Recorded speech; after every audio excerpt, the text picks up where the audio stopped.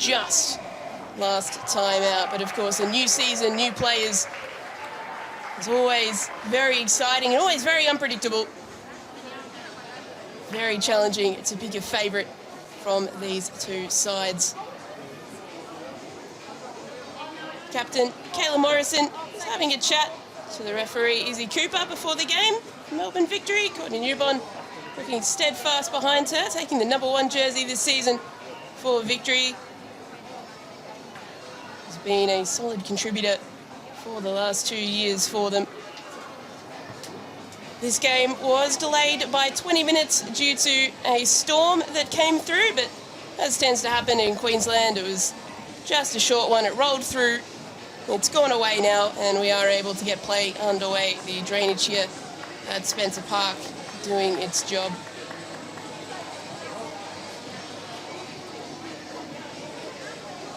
Well, my name is Taryn Heddo, and joining me on commentary, Teresa Polias. Teresa, such an exciting game to kick off the season for these two sides. It is, Taryn. It's a delight to be here alongside you. And, yeah, plenty of history between the two teams today. And both teams, there's plenty of new faces and returning players. So, you know, both teams will want a very positive start in the performance stakes. It's Mickey Yallop there starting on the bench, not deemed quite fit enough just yet to play from the beginning after missing out on the recent Matildas international window due to injury.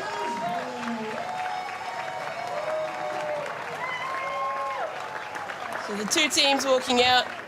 The rain has not dulled the enthusiasm here of these Brisbane fans. They were treated at times to some spectacular football last season, and they'll be hoping for the same this time, but hopefully from their perspective a little bit more consistently.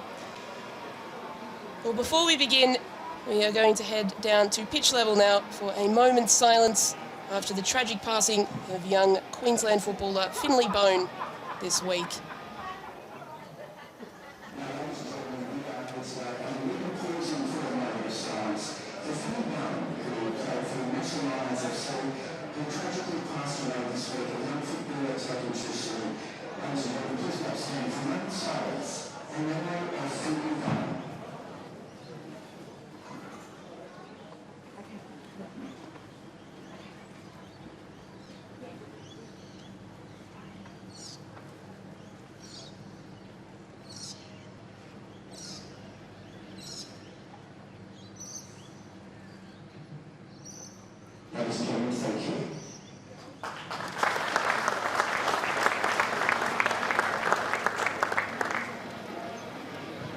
So let's take a look at the way that the two sides line up for this afternoon's clash.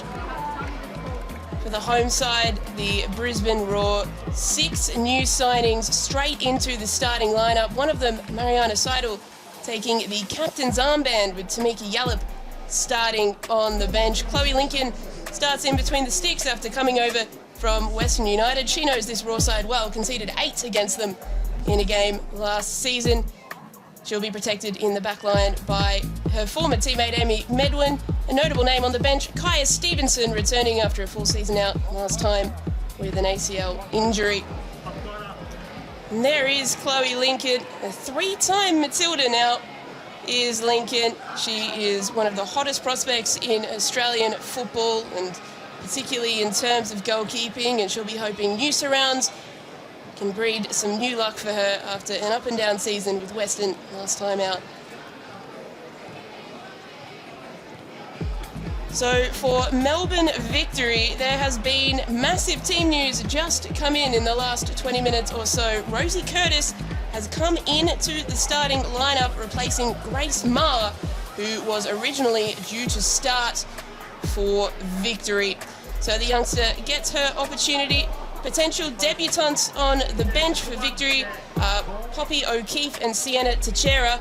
Also injured are the likes of Taylor Ray, Sienna Silvesca, and also Chelsea Blissett, Nikki Flannery as well.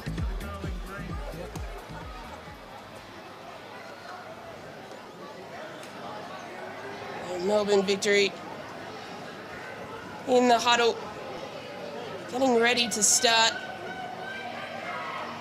what is a big game for them. And Zoe McMeekin, one of their big signings in the off-season. The Kiwi said it was something of a homecoming when signing for Melbourne Victory. She was born in Melbourne before being raised in New Zealand, has played her football for the Wellington Phoenix up to this point. And just being congratulated there by Laura Pickett. She's excited to get her Victory career started. Alex Smith, you wonder how the delayed kickoff would affect his plans and the plans of both coaches. There's more time to ponder. The players and coaches want to get things underway, as does the central official for today's action, Izzy Cooper. Jeff Hopkins, Brisbane is a very familiar place for him, having won the first 3 of his trophies in his exciting A-League women's career at the Roar. So we are underway. Melbourne Victory get us started in Brisbane. Round 1, always so exciting for players, for staff, for fans. Really, anything can happen, Teresa. Anything can happen, Taryn, and it's all started now. It's up to the players to go out now and execute their game plans. Well, it'll be Melbourne Victory with an early set piece. Leah Varley putting it out behind for a corner. Last season, Victory were the most successful team from corners, only requiring 10 per goal. Can they keep that going early doors here? Here's the in-swinging delivery towards the back post, towards a pile of bodies. The header at the front post. Furphy was battling and will win her side another corner, so early pressure here. Yeah, definitely early pressure. The Raw know how strong the Victory are off set pieces. And as you can see, they've picked up where they've left off, so danger signs here for the Raw. New signing, Rihanna Policina on corner-taking duties, coming across from Melbourne City. What a big signing she could be. She delivers again towards the back post. The header met. Lincoln gathers well. So a good first touch from her. And looking to release the pace of Sian Fryer. Fryer was so dangerous last season. One of the foremost chance creators for the Raw. Out wide. And cleared away. And it was actually Miller on her debut for the Raw who put that ball in. Yeah, the Raw will be really happy to have Fryer back, and those quick transitions are what she brings to the team. But really great commanding take there from Lincoln and good distribution. Courtney Newbon taking the #1 jersey. Last season, Lydia Williams was on the books of Melbourne Victory, but wasn't able to get out there due to injury. So while Newbon took the gloves for the full season, this time officially #1. Yeah, she had a brilliant season last season, Newbon, and got plenty of games under her belt as well, so she'll look to take that form into this season. Ball down the line, was searching for the run of Kennedy White. Cleared away by new Raw captain Seidel. The American defender, born and raised in Colorado, spent last season at Slavia Prague, where she helped her side win the Czech Cup. One of a number of Americans coming to this league after being in less heralded leagues in Europe first. It seems to be that first stepping stone, but always fascinating to see how they go as Alana Janchevsky trots over to take the corner from the other side. That'll be in-swinging with her left foot. Yeah, absolutely, Taryn. It's one of the things you most anticipate, to see the new faces come to the league and what they bring.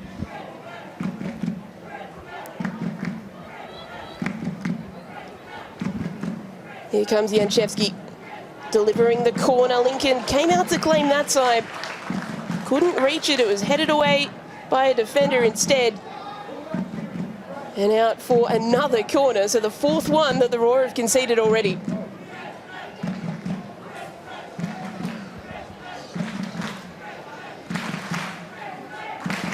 The chance of Brisbane going up. The fans sense that their team needs them here.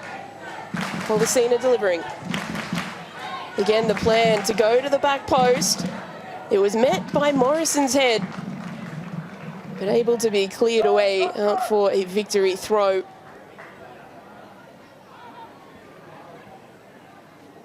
Some heavy early pressure here from the visitors. Here's Lowe. trying to find some space in between this raw defence. Centering ball, Furphy's there.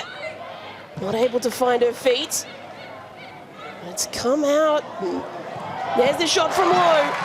Straight at Lincoln. An opportunity gone begging. Big opportunity there from low. It was in a good position, but Lincoln was certainly up to the task. The ball just unable to be controlled there, and it popped out beautifully for low, but she couldn't finish it on her weaker left foot there. Well, it was 2 seasons ago that Rachel Lowe moved to Melbourne Victory and had such a breakout season. Last season, perhaps a little bit less of an input, but still a very central part of this Melbourne Victory side. Just have a slight delay because Grace Kualamu, the new Matilda in the off-season, after debuting, got 10 minutes in July. Just needed a moment to compose herself. She's fine. And Victory will continue from the back.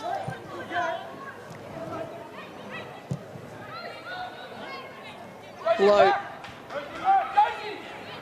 Out wide. White seems to be the target up top along with Furphy.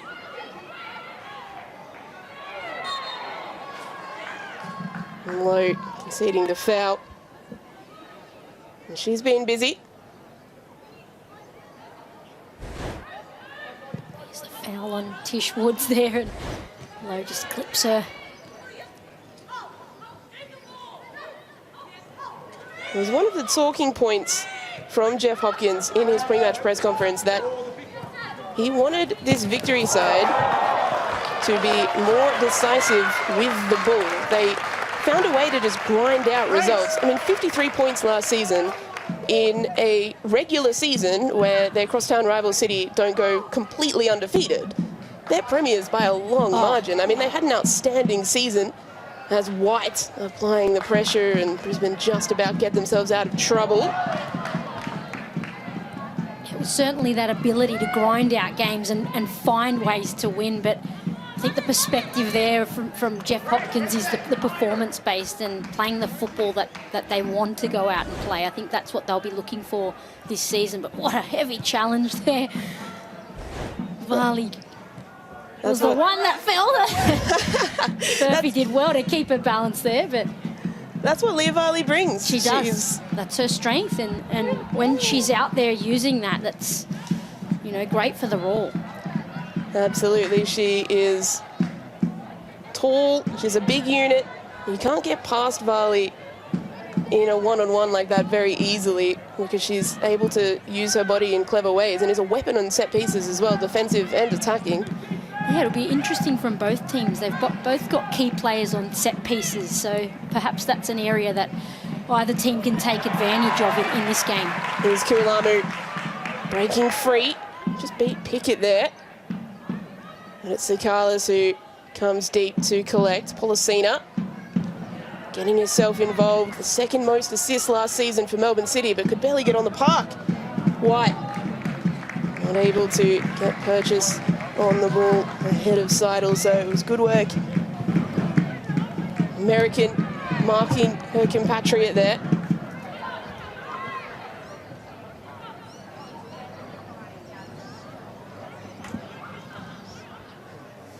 But despite that early pressure from Victory, Brisbane have had 3 final third entries to Victory's second, and we're seeing a pattern play out, and it is still very early in this game, of the Raw being happy to try and hit Victory in transition, and when you've got a weapon like Sian Fryer up top, not a bad play.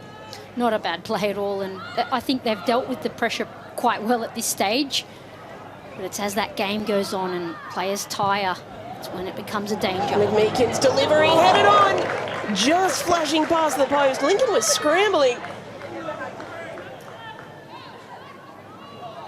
And Victory coming inches away from the opener.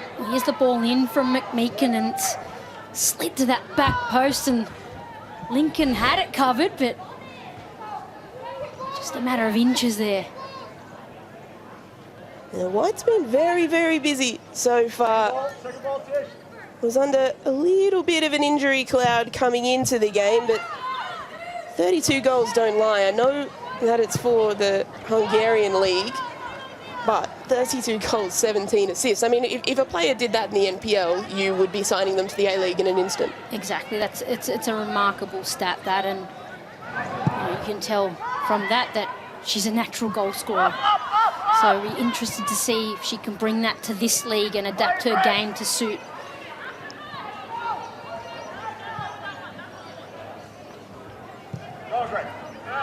Kamilamu, the player tasked with pressing the highest for the Raw. Victory able to play through the press, low. Looking up the line for Furphy. Policina. A bit of a free roaming role in midfield.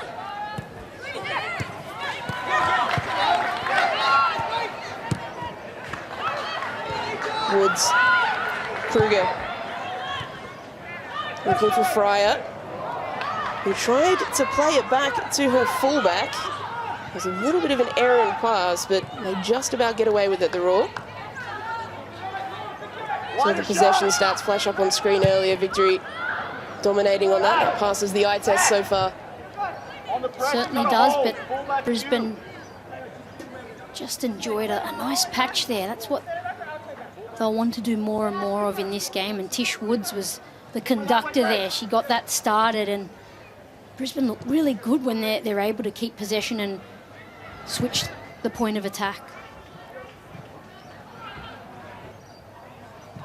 Well, Victory don't look like they're missing a beat. They're missing a large number of players, including Grace Ma, who was forced to withdraw from the lineup just before kickoff.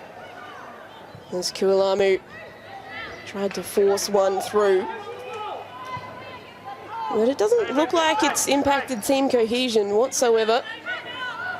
Early signs are promising, although that pass has gone astray and is intercepted in midfield. There's Woods, looking to curl it to Fryer.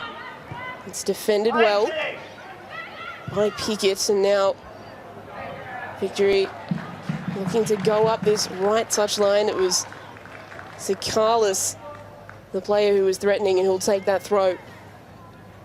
Sakalis will be relishing in this opportunity as well. She didn't get many minutes last season, so this is the kind of game she'll want to impress in.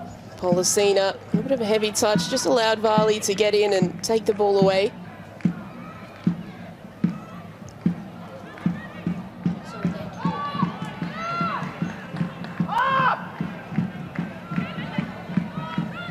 Janchevsky, Furphy, trying to play it around the corner for Lowe. Appeals for held.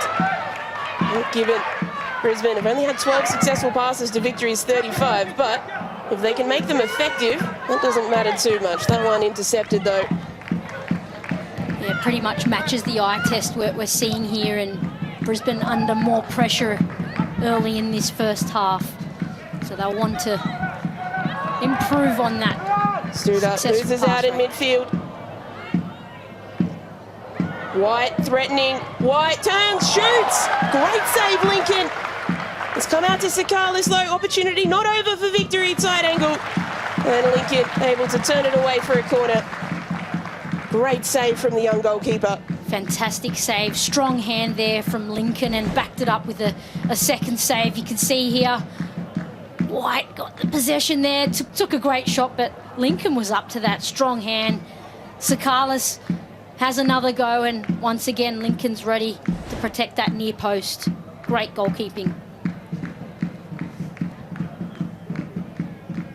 The fifth corner for Victory. Janchevsky taking her second from this side. Delivering towards the back post. Woods gets a head on it, but low on the volley. Sends it onto the roof of that stand behind the goal. A disappointing finish. Good connection, but she's got way under that. There's the ball in from Janchevsky. Far post. Not the best clearance from Brisbane. And Lowe just gets under that ball and blasts it over. She's had a couple of sides on goal now, Lowe. And it's the good work of the forwards like White, Furphy. Ball probably hasn't come to Furphy's side as much as White's, but they're the ones creating the chaos, which is allowing the midfield to come through in that second phase of play. Lowe just not able to convert. Yeah, and they're pressing Brisbane as well, and that creates opportunities. And we've seen White in particular press and win the ball and create those close opportunities for the victory. Morrison to Janchevski. Janchevski looking first time to White. It's bounced to Lowe. Has it taken away by the American defender, Seidel. Now for yet another corner. Well, look at that beautifully shaped ball in behind from Janchevski. Landed beautifully for Lowe, and he just couldn't get a connection on that, but dangerous signs. Well, perhaps the season of personal revenge for Janchevski. She fulfilled a childhood dream when she signed for Melbourne Victory last time out. Policina takes it short and will look to whip one in from a slightly different angle. Cleared away at the near post. Now Janchevski in a race with Fryer. Fryer wins the race. She's got support ahead. Fryer slips it in behind. The shot! Straight at Newborn. Ashlyn Miller with an opportunity to make an instant impression. Well, this is what we see from Sian Fryer. She got away from Janchevski beautifully, but that end pass just wasn't there for Miller. Just got away from her. Miller signed for the San Diego Wave during the season. Didn't make a competitive appearance, but she really does have the profile of someone who can be very successful in this competition. 22 years of age, on the fringes of the NWSL. That's often the kind of player that we see really, really succeed in the Ninja A-League. It was great support play there from Miller.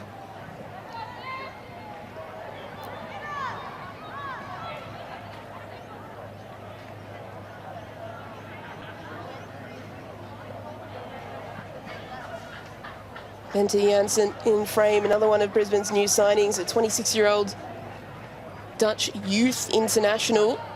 Has played all of her football in the Netherlands up until this point. Very successful with FC Twente and also Ajax. It'll be fascinating to see what she can do overseas for the first time. Sikalis driving inside, looking to slip in. Furphy still on here for Furphy. Can she turn and shoot? She plays it back to Sikalis. Now Janchevski looking to just keep possession. Ball will come back to Furphy. Furphy deflected off Varley, and Woods able to come and collect and prevent the corner and, in fact, win a goal kick. Yeah, Sikalis did really well there to drive inside and thread that ball through, and just Brisbane on the back foot there. Holly Furphy reacting quicker and almost getting there before Lincoln. What a battle we're seeing between the front line and Chloe Lincoln at the moment. You wonder the improvement that she's had, Lincoln, in the off-season, linking up with more Matilda's camps and being involved in that kind of environment. Again, we see the good work that she does on the A-League women's pitch. She started her career for Canberra before making the move to Western United last season and now to Brisbane. She's primed to really accelerate here. As Lowe comes back and does her defensive duties to prevent Kualamu getting the pass away.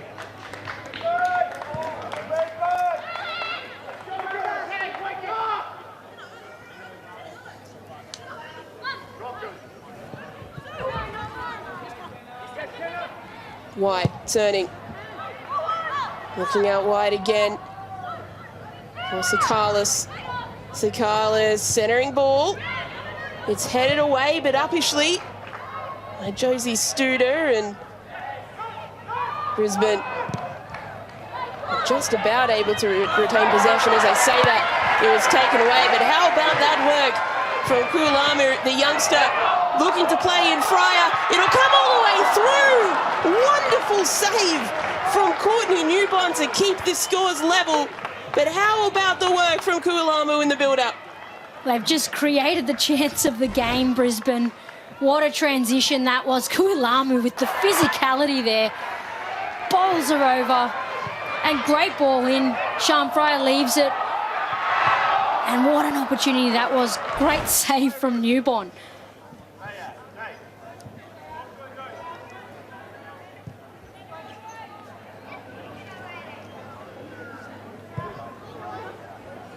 So having a look at the possession in each third, 42% in the middle. Interestingly, 31% in Victory's third. So while they've had more of the ball, hasn't always been in an attacking sense. Furphy, just a little miscommunication with White there. She's frustrated, but it'll go through for a goal kick.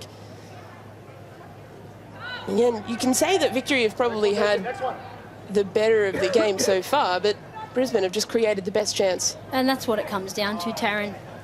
While it looks as though the Victory are controlling general possession, the Raw are looking good on the break, at the break, so Victory need to be really careful in those attacking transitions.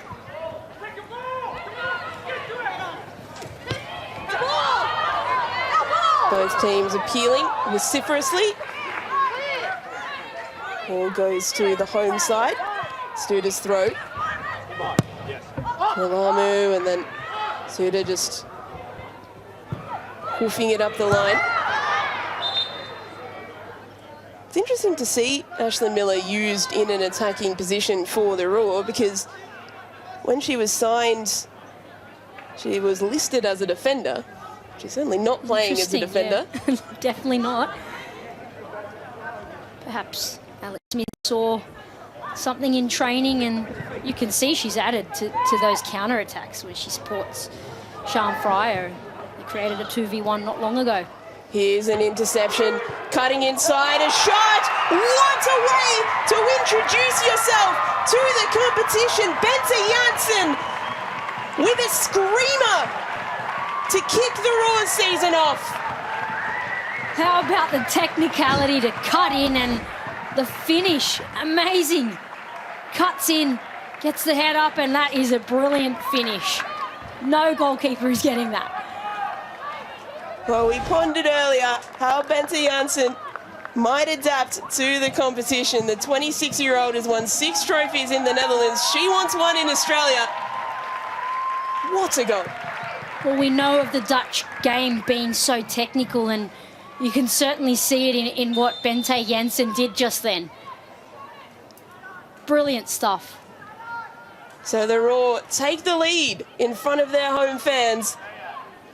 After Victory applied so much early pressure, it's in those transition moments, the likes of Kuilamu, the likes of Fryer, causing all sorts of issues for this Victory defence. And this is one of those games, it's a game of styles here. So Brisbane have their way of playing, we just saw, and they really capitalised on that, and the Victory have theirs. Very entertaining stuff. Well, Victory will get an opportunity almost immediately with another corner. Let's take another look at this goal. Well, I mean, first of all, great ball in from Kuilamu, and the touch across one way, back inside, and the phenomenal finish. The beautiful bend there. Fantastic stuff. Here's Policina with the delivery. Back post again, it's headed through. Furphy got a touch and cleared off the line. The Raw survive again.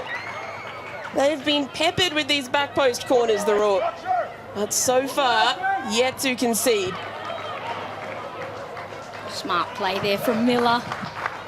Just deflecting that ball back off Policina, and here's the delivery, a dangerous one to the back post again. Not greatly dealt with by the Raw, and Furphy just didn't get the connection she needed to finish that. We've been praising Lincoln so far, but perhaps that time would be disappointed with the way that she dealt with that corner. But that is the clear plan. They've been hitting that area almost every single time from that side. Policina took one of them short, but the rest of them have been back post, pile of bodies. Here comes Fryer again. just wreaking havoc. Sian Fryer. It's not always just the goals that she scores, Fryer. It's that ability to just sow doubt in the defensive line. That doubt, and it just opens everything up, and we've seen that happen a few times in this game, but it turned out to be catastrophic at one point for the victory. So that's a massive thing that Sian Fryer brings to this Brisbane setup.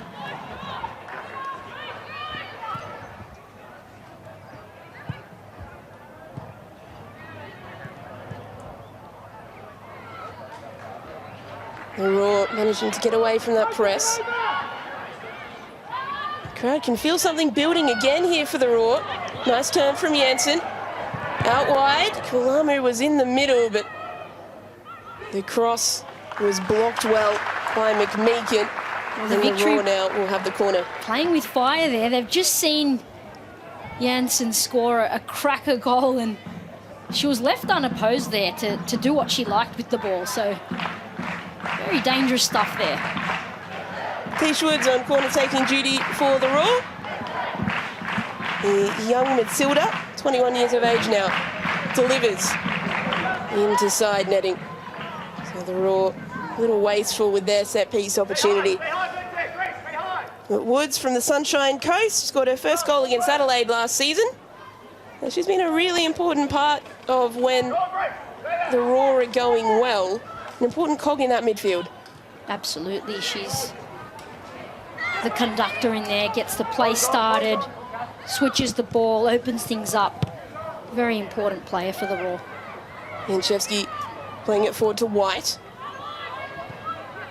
White will play it back and keep possession. McMeekin. Feel for Rosie Curtis in there in the midfield waiting for the ball. She's hasn't seen a lot of it, but wasn't expecting to start today. Grace Ma, who reportedly has been preparing to play in midfield for Victory, which is the spot where Curtis has come into, as opposed to the centre-back that she was playing for Western United. Pause that thought, because Holly Furphy was in a battle and wasn't able to win the ball on that occasion.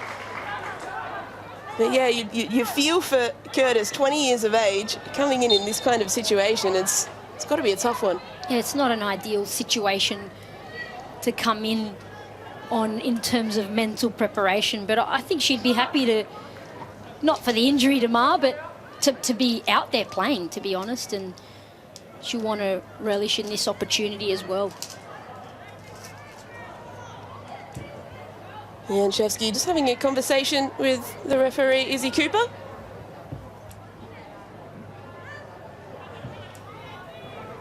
And it will be Policina perhaps to take. You've got two set-piece wizards in this Victory lineup now. Rock, paper, scissors on that one.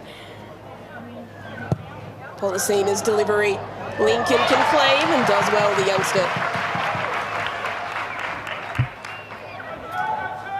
Ball's released immediately to Janssen. Fryer can't control the header, but Woods comes around to collect. She's got a player in front of her, Miller. Fryer.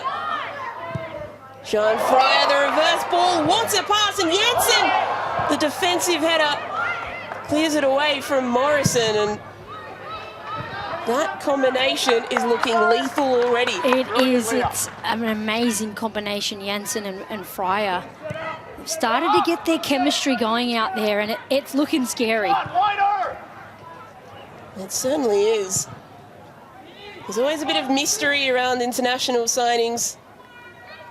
You never quite know what you're going to get, or even in players with highly visible leagues, you don't know how they're going to adapt to the competition and Australian football.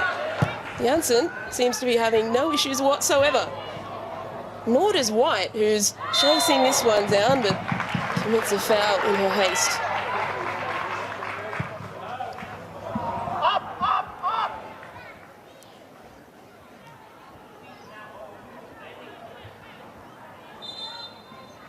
They're just approaching the 30-minute mark in this game. It is a goal to Bente Janssen that separates the two sides.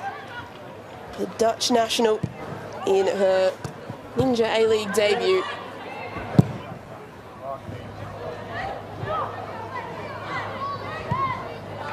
The Victory have had a lot of possession, especially early.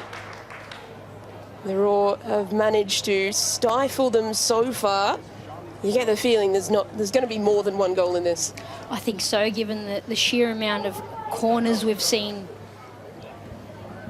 Victory are knocking on the door there, but so far the Raw are absorbing the pressure quite well.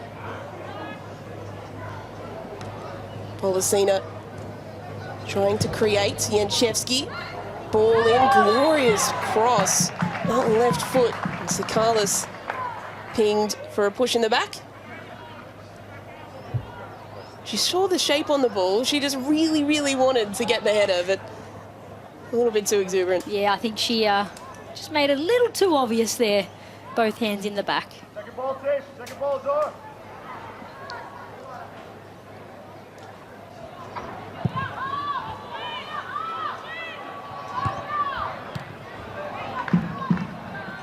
Rachel Lowe turning away from Kruger, playing in McMeekin.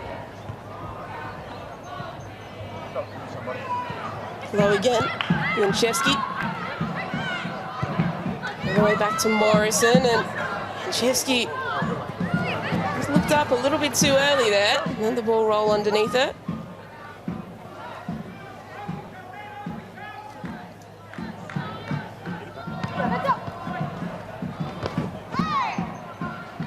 Janczewski scored goal of the season last time out, and what an incredible goal it was. A free kick from a long way out. The curve, the angle. She'll be hoping she can replicate that this season. Ideally today, ideally sometime in the next 15 minutes. Well, you mentioned there's two free kick wizards out there, and it'll be interesting. Here's the foul on White, and definitely Varley clipped her there, but it'll be interesting to see how the Victory sort out who actually takes the set pieces this season. Surely it'll depend on angle, right? And they're spoilt with Janczewski's left boot and Polisina's right. Absolutely. Some will be obvious decisions, I'd imagine, and I think some will literally be down to rock, paper, scissors. Who gets seniority? Polisina, probably seniority in the league, too, yeah. but her first game for her new club.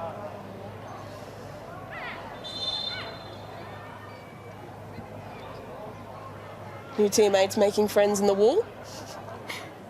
And Leah Varley and Kayla Morrison making friends No surprises there.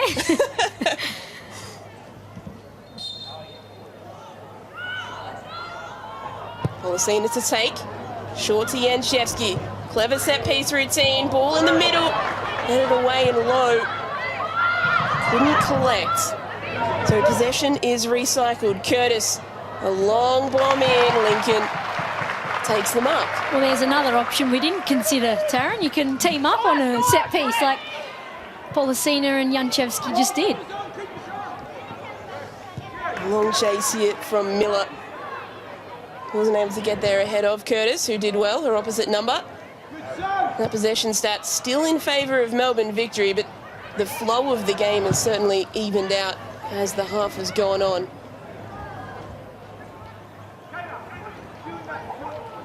Not just the goal, but the opportunities created.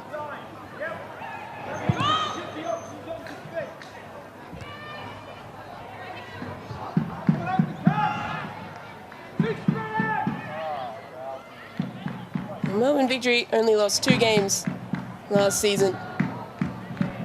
An almost perfect season, only eclipsed by the almost perfect season of City.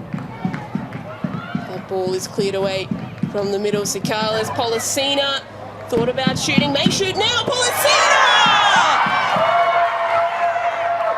Well, she made the move from Melbourne City, and here she is again, reminding the competition of just what she can do. Rihanna Polisina equalises for Melbourne Victory. We have been treated to some goals today. That ball comes across and that footwork from Polisina, which we know all too well, kicks things off right where they should be for her. And what a booster it is for Polisina to get to a new team and start a game and score first game in. Fantastic stuff from her, and her teammates will be proud and happy for her. In her 98th Ninja A-League appearance, she scores her 31st goal. The 28-year-old was always too good to sit on the bench, and that's why she had to make the move. And it's proving to be a smart one already. So back on level terms. We always knew that one goal was not going to be enough for the Raw, who've had two wonderful goals. Victory looking for another. McMeekin low on the volley. Didn't get all of it. Volley will see it out of play.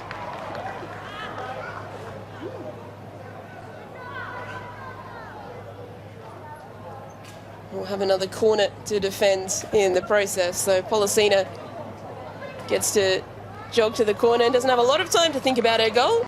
Back to business straight away. Back to business. She'll want more and more.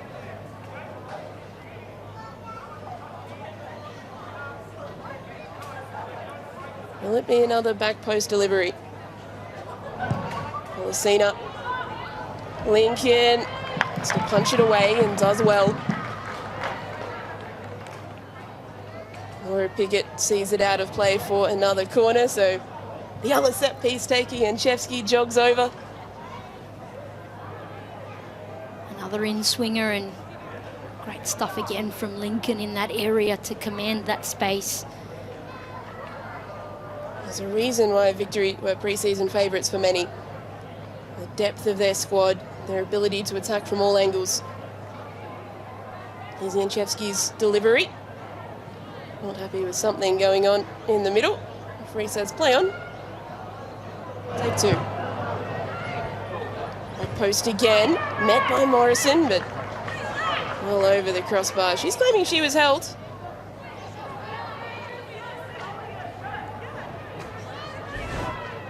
Don't need to be a fantastic lip reader to understand what she's saying there. She was closely marked. I wouldn't say held there, but does appeal for it. Something that you'll often hear Victorians say when watching football in particular, and yes, Kayla Morrison is American, but an honorary Victorian, you could say, is they'll say something like in the back, which of course is an Aussie rules rule. It's not in the rule book of football. There's different ways to describe that action, but they'll often throw their hands up and say in the back, in the back, ref. It is a common term used out there. Perhaps Kayla Morrison's picked that up. Fryer in the clear again. Kulamu's central, as is Josie Studer. Fryer driving forward, still Fryer.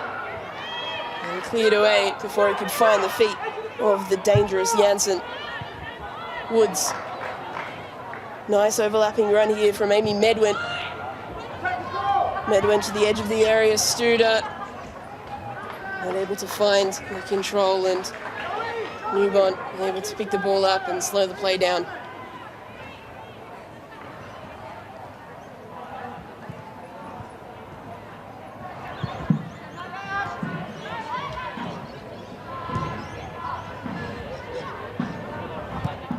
And Melbourne Victory still with the higher pass completion percentage, with more possession, more passes.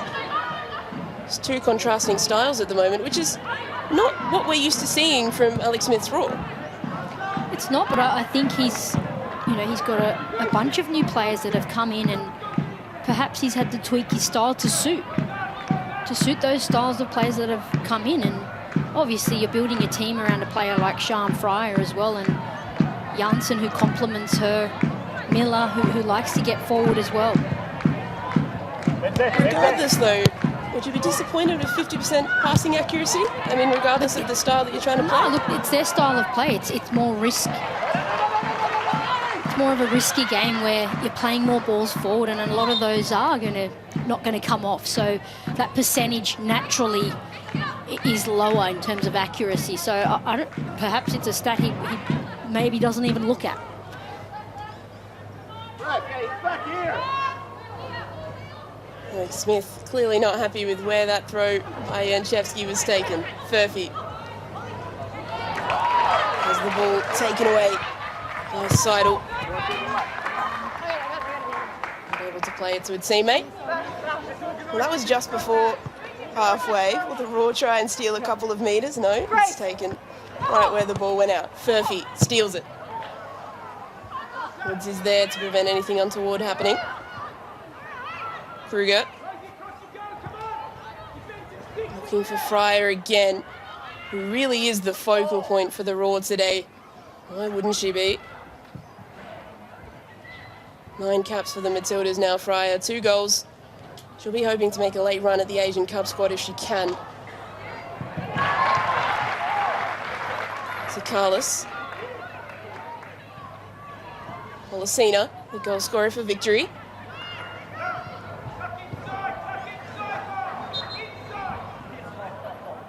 A high boot sees Victory win a free kick in a potentially dangerous situation. Sean Fryer doesn't agree. She certainly doesn't, but it's definitely a foul there, and Brisbane will have to deal with yet another set piece here. They're sending all their target players up, so they'll need to be at the ready. Well, Policina could make that run. They could do it on the other side. Otherwise, you'd imagine it'll be the left boot of Janchevsky to deliver. Indeed it is. Janchevsky towards the back post. Morrison is there, and it's punt time. Melbourne Victory take the lead. And it's their new signing, Kennedy White, who gets the final touch. Well, they've been aiming for that back post. Here's no different here. Morrison does really well to head that down, back across goal, and Kennedy White makes no mistake of that. Fantastic finish and great comeback from the Victory. Well, Kennedy White has been threatening all game. She gets the goal on her debut that her play has perhaps deserved. A fantastic set piece headed back across the face of goal by Kayla Morrison, who is so dangerous in those situations. And White in the right place at the right time, as all great strikers are, to prod it home. So now the Raw on the back foot. It'll be Josie Studer trying to make something happen straight from kickoff. Defended well. We may well see this back and forth game continue for the rest of this game, because that has been the nature of proceedings so far. Certainly has that potential. Very exciting game so far.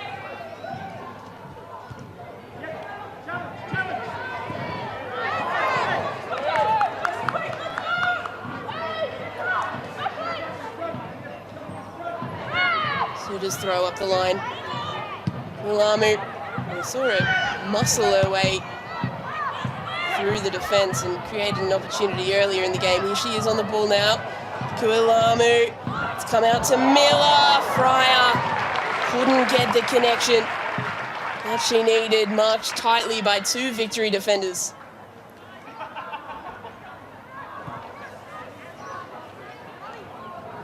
Just can't relax. There's always something happening in this game. It's very entertaining.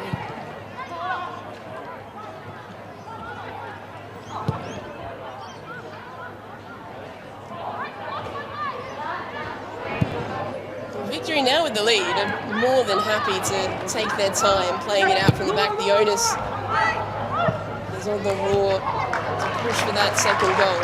So close to half-time as well. They'll want to go in at the break with the lead.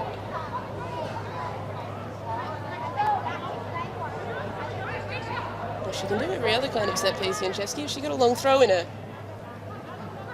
So she'll take it short, conventionally this time. It's come off Farley, so another throw. This is where you watch for the players with the long wind up, the long throw in. For all of Victory's set piece prowess. Not something they're known for.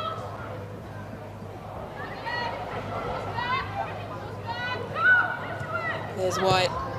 Janchevsky back in behind for White. Good block by Varley to prevent the ball finding Rachel Lowe, who was on the spot in the middle. Brisbane eyes there were on that ball and not tracking those runs in behind, and the result is another dangerous corner. Well, they haven't yet managed to find a way through from a corner, Melbourne Victory. They've had plenty of them, but the second goal, of course, coming from a set piece.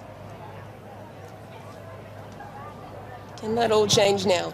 Policina towards the front post this time and into side netting.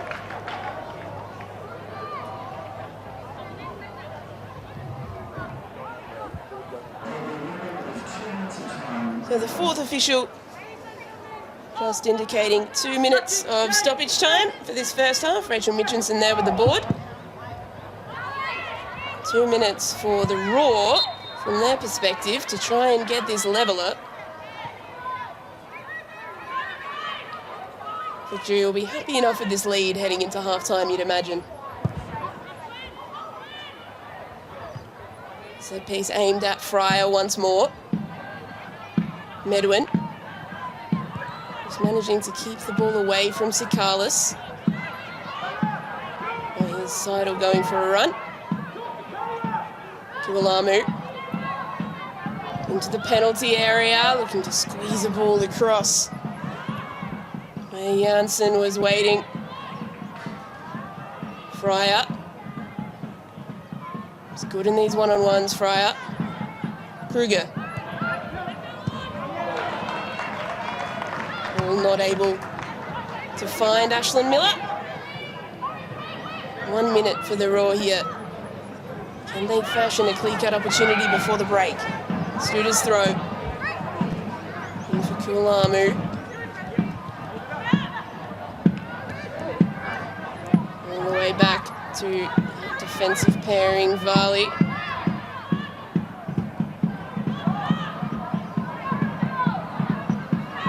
Woods takes down Policina.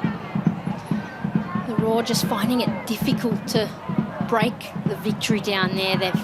They know it's close to half-time, the Melbourne Victory, and they've just deployed a lower block there just to make things very compact and really tight, so the Raw can't break them down. This is what they excelled at last season. Once they took the lead, they were very difficult to break down.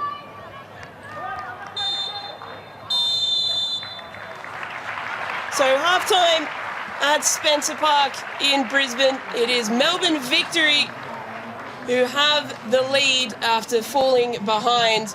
Rihanna Policina and Kennedy White both scoring on their Melbourne Victory debuts to cancel out a stunning opening strike from the Raw's Bente Janssen. Plenty to talk about for both teams from the first 45 minutes of the season. Both will take plenty of positives from it.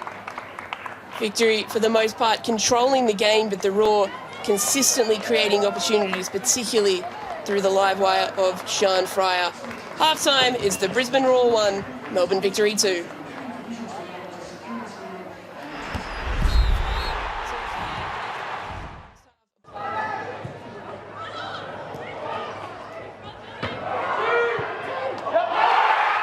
Cut across, inside out, and fantastic finish there. Started things off for the Raw. And then Melbourne Victory, well, they wouldn't be denied getting one back, and it came from the boot of Rihanna Policina. And it was on her less preferred foot there, so you would have thought, nah, nothing's going to happen here, but she just dances around her defender here and slots it away like we've seen her do so many times. What a fantastic goal that was. Making her mark in navy blue after the move from sky blue, and then after so many set pieces, they finally got their reward. Yeah, great ball in, that back post they were aiming for, and Morrison makes no mistake of nodding that back across for White to finish that convincingly. There 32 goals in Hungary last season, 1 goal so far in the Ninja A-League. Here are the halftime stats. Teresa, what does it tell you about the way the half has panned out? Yeah, I mean, it appears Victory are controlling the game in general possession. They've had more shots, but like we said, it's a game of styles here. Brisbane are great on the break. They've had a couple of chances. They've put one away. So second half could potentially turn into a goal fest, I think. A fascinating contest in Spencer Park. Don't go anywhere. At halftime, it is the Brisbane Roar 1, Melbourne Victory 2.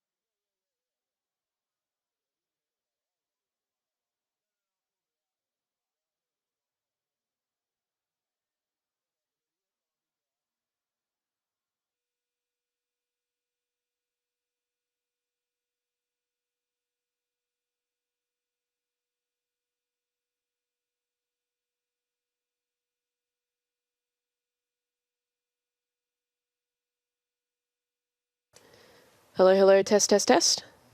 Thanks.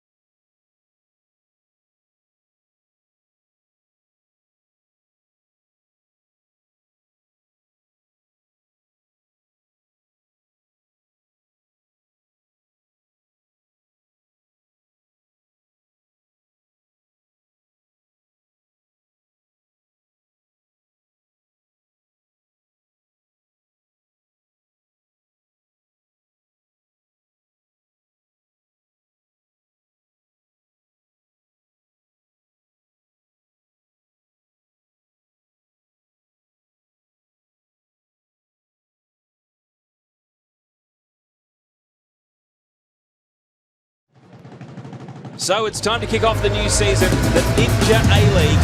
And oh my word, arrived for the finish but stayed for the celebration. Dundas taking a strike! Emma Dundas! Oh, Stanage flooding! Yashi! Wow! What a strike! She's a goal-scoring machine! Puller off the post! What a cracking goal! An undefeated home and away campaign is complete for Melbourne City. Adelaide United are going to the semi-finals of the Ninja A-League. The winner of the Julie Dolan medal, Alex Tiyak from Melbourne Victory. Central Coast Mariners are going to the Ninja A-League Grand Final. This is it. To win the Grand Final, Bianca Galich for the Mariners. Bianca Galich is good with the penalty. And the Central Coast Mariners are the Ninja A-League champions of 2022. Well, what a phenomenal season. Last time out was the Central Coast Mariners, the underdog story.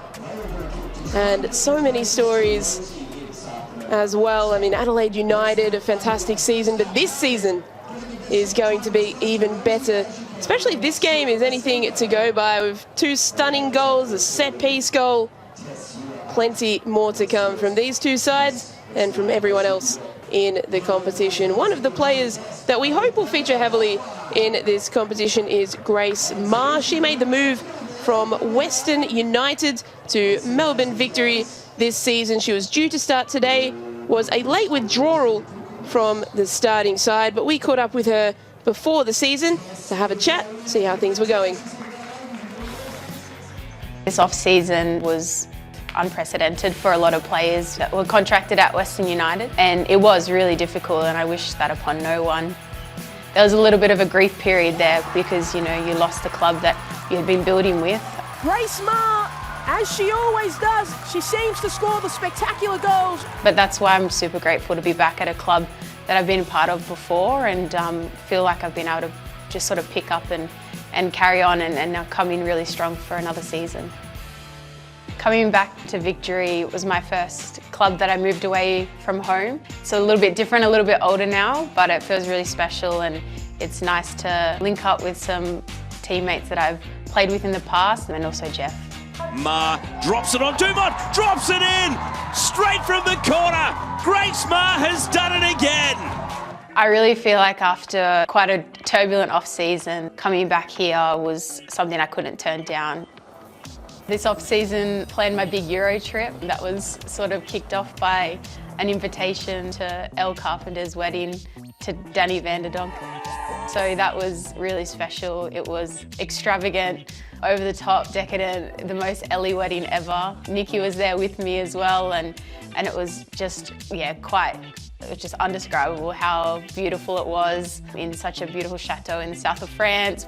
Hot weather, there was an Aussie barista there. Yeah, it was amazing, and the wedding itself was beautiful, and it was so nice to see, you know, one of my really close friends who we grew up together tie the knot. She's younger than me, so it feels a little bit weird, but she's happy, and yeah, it was amazing.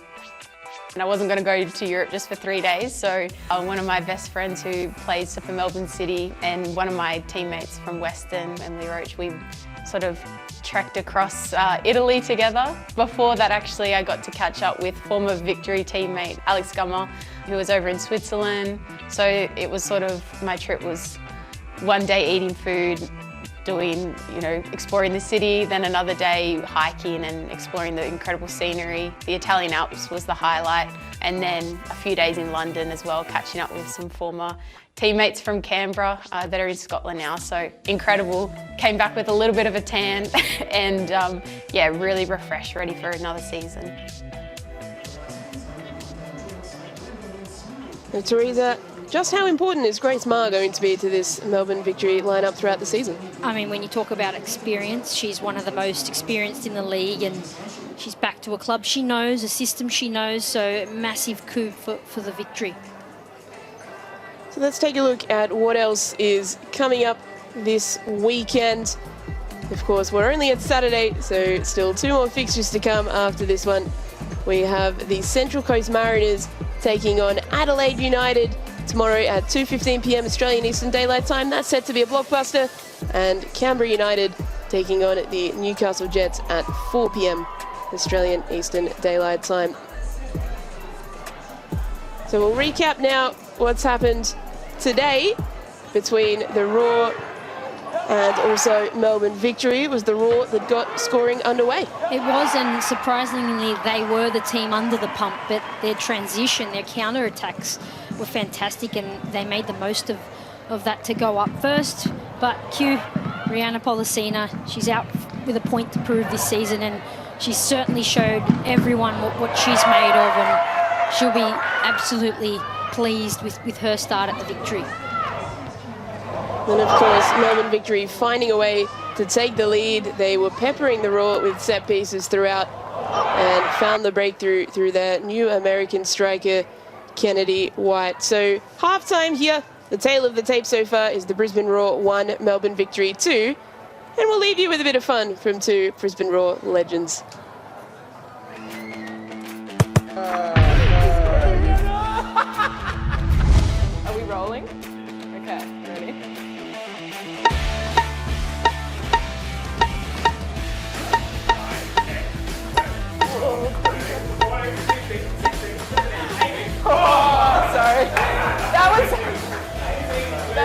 better than what I thought, actually.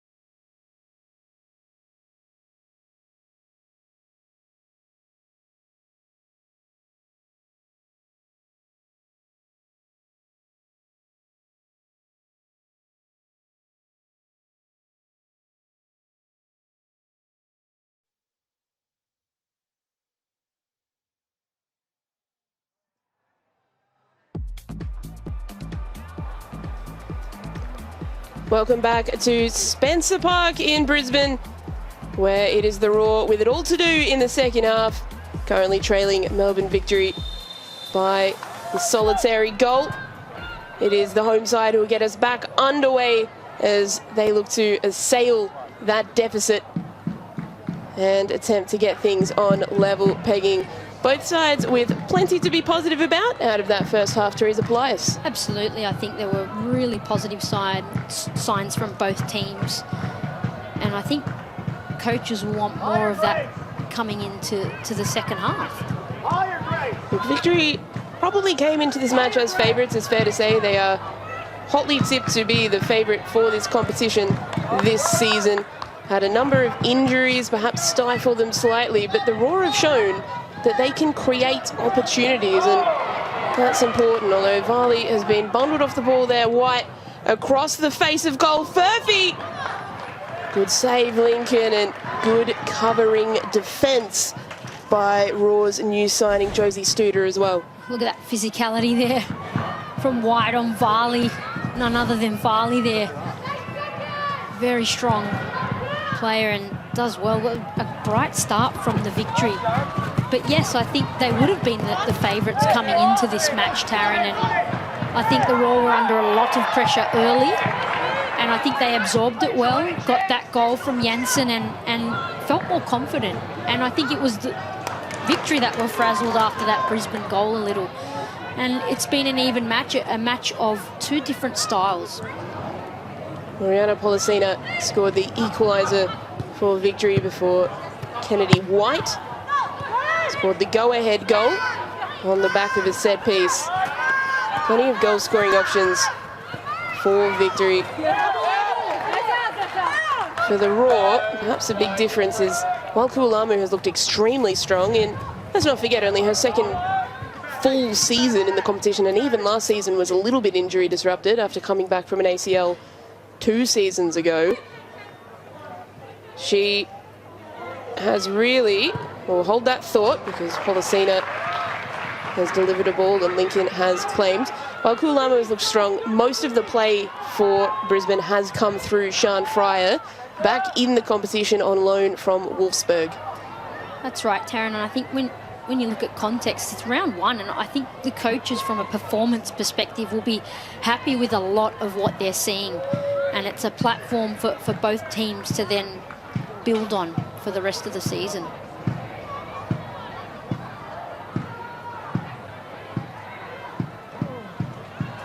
Lani Janchevsky with ball in hand, reprising that role at left back for victory this season. Such an exciting talent. Has that kind of superstar aura about her on and off the pitch, Janchevsky. She can make things happen. Seidel, a run through the middle. Kualamu.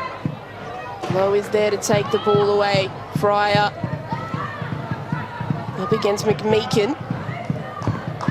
On victory debut today, Kualamu rolls her play up. And the shot is blocked, and Kualamu is down hurt here. Hopefully that's nothing too serious. Of course, she does have that injury history, Kualamu. Well, here is the Brisbane Roar side. New signings, of course, coming in to the lineup. Bente Janssen, who scored the goal in the first half amongst them. Ashlyn Miller has looked lively as well, the American. Seidel taking the captain's armband, the 24-year-old Yallop still on the bench, so is an option to come on in the second half. And then for Melbourne victory, multiple injuries. Grace Maher was listed to start, didn't do so. Rosie Curtis came in for her about 20 minutes notice before the start of the game. Other injuries include new signings Taylor Ray, Sienna Silveska, and Nikki Flannery, who's of course not a new signing, but wasn't able to start the first game. So that's the tale of the tape so far. Kualamu was up on her feet and hopefully will be able to continue. Hopefully nothing more than a little scare for the youngster. And she is running back on the pitch, so that's a great sight. Only 18 years of age, scored 6 goals in her career so far. Comes out to Kualamu again. Morrison getting in the way, as she so often does, the American. There's been a long conversation about Kayla Morrison potentially playing for the Matildas. She's lived in Australia for a long time. The hold-up is with FIFA, not with her, not with the national team. Yeah, I dare say the opportunity would have already come if it weren't for the paperwork or whatever it is holding that up, which is disappointing.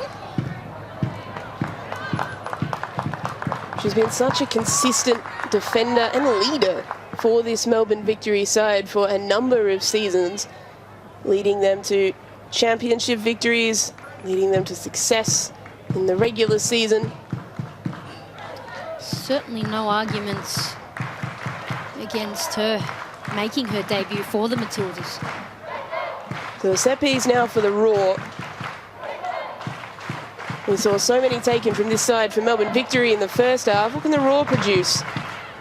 That's delivered into the mixer, punched away by Newbon. It's come out to Kruger, just wide. Zara Kruger not able to hit the target. It was a really busy box there, and Courtney Newbon did well to clear here amongst all the bodies in the middle there. And Kruger brings that ball down really nicely. It just drives it wide. 19 years of age, Zara Kruger. Her second consecutive season for the Roar. She spent one season down with Sydney FC before returning back to her hometown club, her home state club, originally from Toowoomba.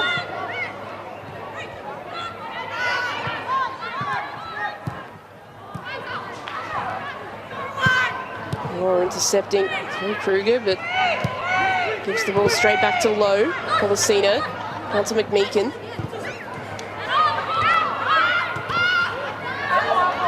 It's fantastic to see Policina in that role where she just seems to be everywhere for Victory. Yeah, and that's the style of player she is. She's very creative, and you've got to give her that free rein out there for her to do the very best that she can. Whenever she's been given that creative role, the sky's the limit for Policina. White looking to find the ball across, does so. Good touch from Furphy. Trying to find the shooting angle. Instead, play back to Lowe. McMeekin. Lowe again. All the way back to Curtis. Morrison. To her centre-back partner in Piggott. And Fry is able to intercept or watch the Victory players swarm her. I wonder if that was a half-time instruction. Still, they can't stop her necessarily. Curtis gets in the way. Furphy picks up the ball. Furphy tried to thread through Lowe. Now that ball, perhaps ambitious, perhaps just testing the waters to see if it would rebound or find a teammate, but ultimately the result is a raw goal kick. What a smart play from the Roar there. We saw him in a really organised defensive block, and they got out of it really well. They won the ball and went on the counter, but a bit of a heavy touch from Fryer there, which she'll want to rectify moving forward. Hose delivery cleared away by Varley, but only as far as McMeekin, who's getting herself more involved in this second half.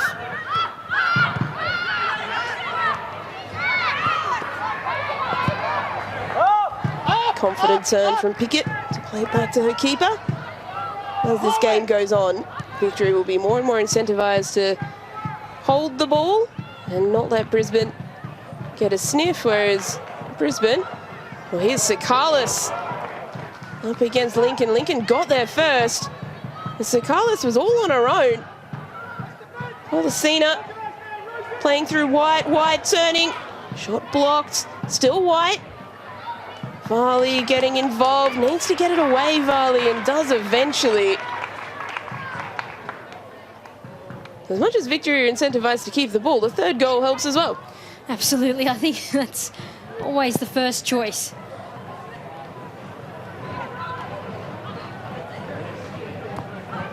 Furphy driving into the space offered. And Fryer doing her defensive duties as much as she's been a live wire in attack.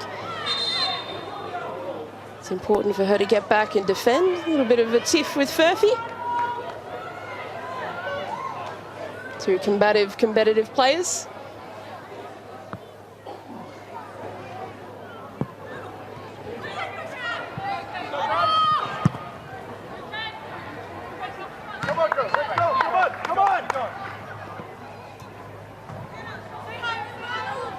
Kayla Morrison is always marshalling her troops, making sure that everyone knows their role. Sakalis trying to get past Medwin, and eventually a foul called the way of Medwin. The two opposite numbers were going at it. Sakalis can't quite believe it. Trots back to her position.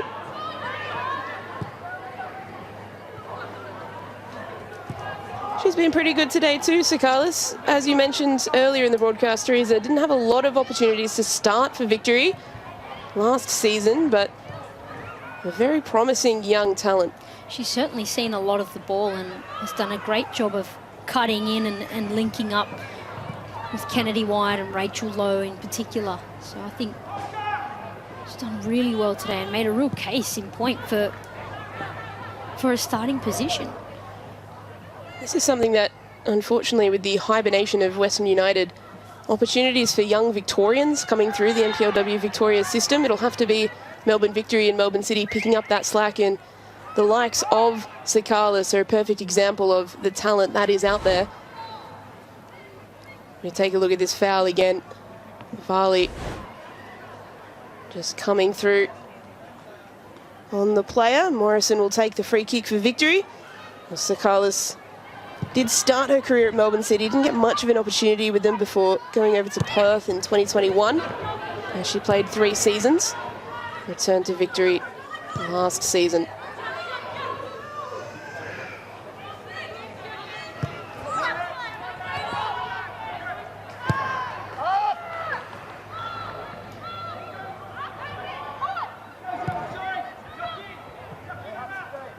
So Victory happy to play it out from the back. Policina in midfield, dropping to win the ball. Now wide for Victory. Nicely done from Furphy, whose delivery in isn't cleared. White couldn't quite get the shooting angle. Furphy in a battle, cleared only as far as Janchevski. Janchevski's delivery is dangerous from that angle.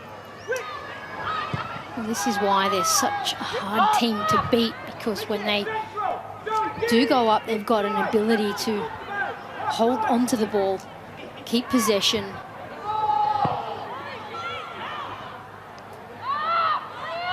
Well, even there, Janchevski lost possession, but because Brisbane have been forced back to defend, it's just come back to the Victory defensive line, and that's something you can do when you pen a team in. Sakalis trying to play through McMeekin, who was making the underlapping run, the fullback. Appeals for a handball and then appeals from a foul. Valid case there, but they did regain possession. Lowe. Rachel Lowe looking for a shooting angle, cutting inside on her left. Good save, Lincoln. Another opportunity for Rachel Lowe, another shot on target. Well, that's great play from Lowe there, and although she hasn't got on the score sheet today, she's done really well at being in the right places and creating opportunities like this. But hat off to Chloe Lincoln there. She's been on song the whole game in big moments. Yeah, not really at fault for either goal conceded.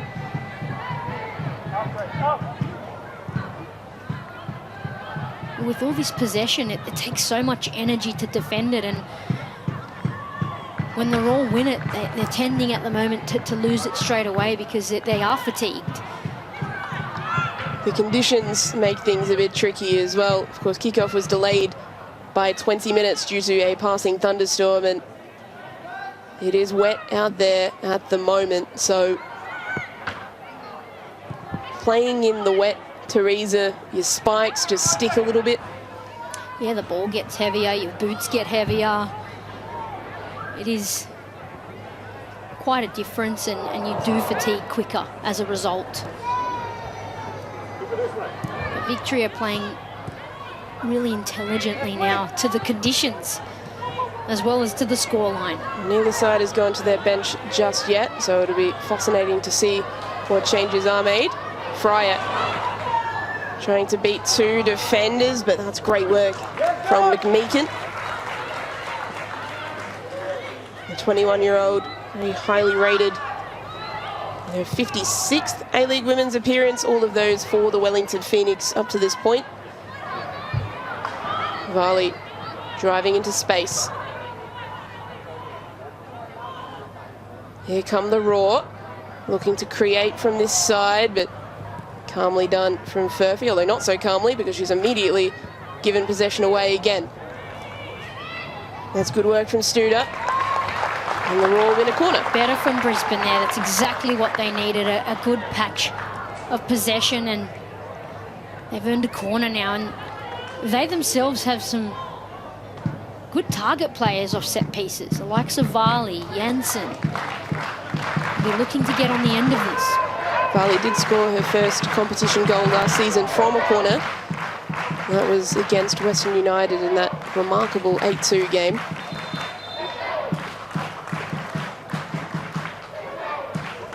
Again, a bit of push and shove that the referee, Izzy Cooper, is not appreciative of. Again, Varley involved. You'd imagine that Victory would be trying to mark her very tightly because she was a target last season for a lot of their set pieces. She's right on the goalkeeper here. In swinging delivery, a lot for Newbon to deal with. She deals with it really well. Dealt very well with the pressure there, Newbon. Almost relished in that there.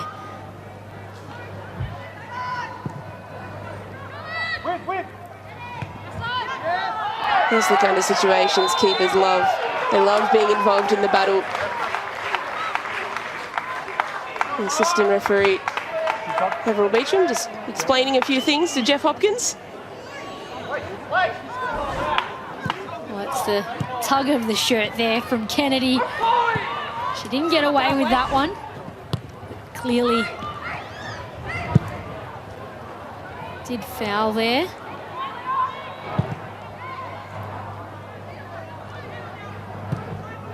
Was there ever a player who believed they should be fouled? I don't think so. Was there ever a coach that believed that their players should be fouled? Same answer, I'd say.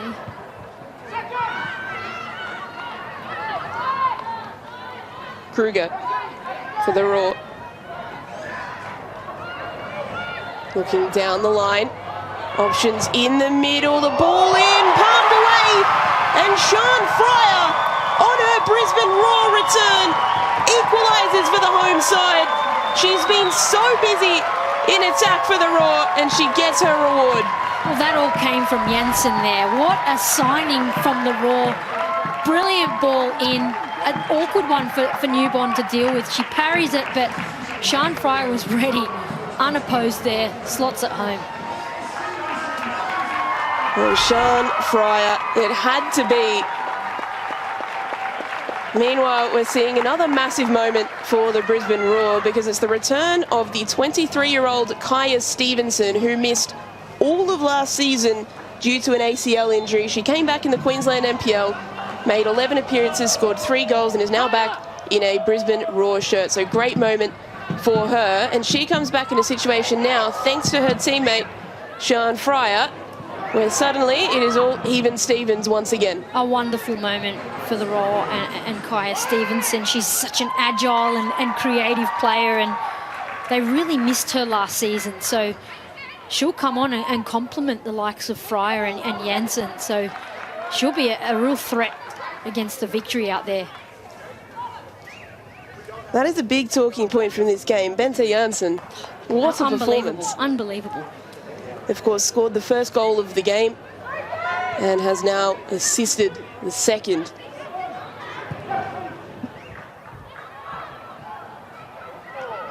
Has never played outside of the Netherlands. Australia's a pretty good place to come. I'd love to hear the story on how Alex Smith recruited her. I mean, these are the things that you look forward to seeing in every new season, and what a start we've had with new signings we've seen. It's so exciting. Rachel Lowe making a tear up the pitch.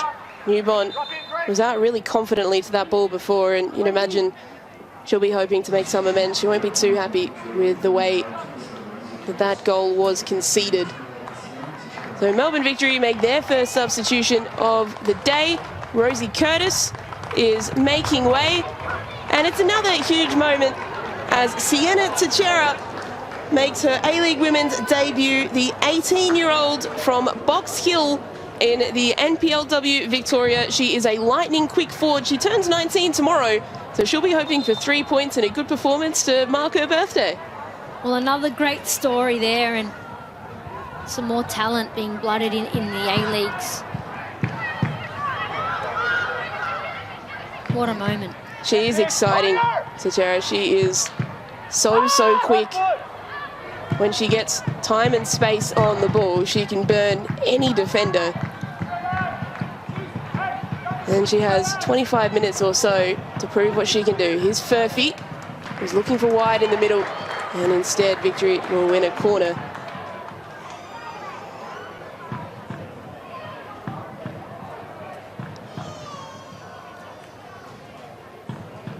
They had so many in the first half, less so in the second. Pretty even in terms of possession in this half, and perhaps that's how the Raw have been able to get that equaliser. But keep in mind, Victory had the lead. They were in control of the game, and that equaliser almost came from nowhere. Here's Policina to deliver the corner.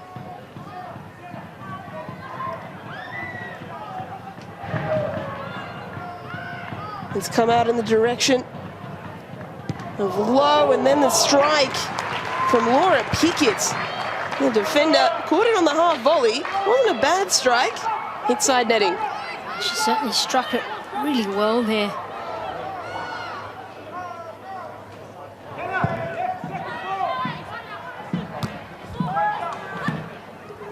Teixeira, first touch is a good one. Attempting the 1-2 with Lowe. Little bit of a preview of her attacking flair.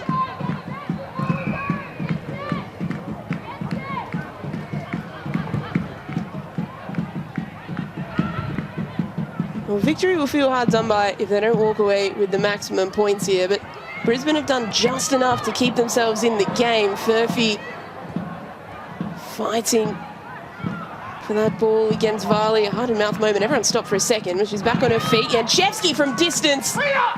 She's capable. She certainly is from that distance, but fortunately for the Raw, she didn't quite connect how she would have liked. There's that strike from Pickett moments ago. There was a loud remark of displeasure from Alex Smith directed towards Leah Varley in that interval as well. Policina picking up the ball, shooting. A deflection. We'll see it bounce kindly into Chloe Lincoln's path. They can't keep giving the ball away there, though, Brisbane. That'll come back to bite them. And I think that's why we're hearing Alex Smith so vocal, because they are regaining possession and giving it straight back. These are the kind of build-ups that he wants to see from his team. That's what's led to their 2 goals. Here they go again. A shot from the edge of the area. Just flashing across the face of goal. Here's Miller. Struck it well, but was that a cross to Fryer or a shot there? Well, if it went in, it was a shot, wasn't it? Perhaps Definitely. It was a little bit of both, just testing the waters to see if she could cause any chaos. Woods lifting it up and over towards Fryer. Sharon Fryer looking to play it central. Stevenson on her return. Woods all the way back to Seidel. What can the new captain do? It's defended well by Victory, and now they're looking to release White. She won't get there ahead of Varley, who is back in sweeping.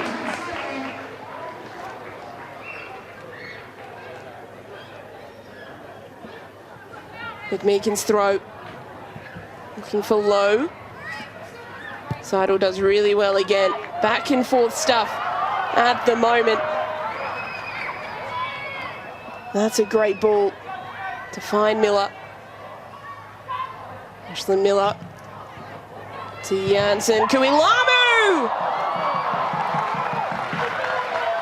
Coming inches away from a remarkable go-ahead goal for the Raw. Great save, Newbon. And Newbon called into action again, and great build-up on that right side. Once again from the Raw. I think that's exactly what Alex Smith wants to see from his team. They're getting great success out of it. Woods. The corner delivery. In-swinger towards the back post, off the crossbar. Not quite cleared away just yet. Medwin trying to keep it alive. Raw will have to go all the way back to Studer. Studer lifting it forward again, and Newbon will come out and collect. Suddenly, the Raw, after being behind for most of this half and after maybe seeming like it was meandering away to a victory 3 points, suddenly they looked more likely to score the goal. Well, you've got to give them credit. That was due to their ability to counter-attack, get the equaliser, and it's game on. It's a handy interception from Teixeira, but White, speaking of handy, that was a good touch. Lincoln alert to the danger and coming out to clear. Yeah, great goalkeeping once again from Lincoln. Kennedy White would have been away there. Rachel Lowe just down and requiring some attention. Kennedy White stretching out the legs as well. As you mentioned, Teresa, it's tough work out there. Was she being tossed some sort of fruit? Pickle juice. Pickle juice, there you go. The magic pickle juice. I saw the yellow top, I thought, is she having an orange? Yeah, the famous pickle juice to get her through her first competitive game in Australia.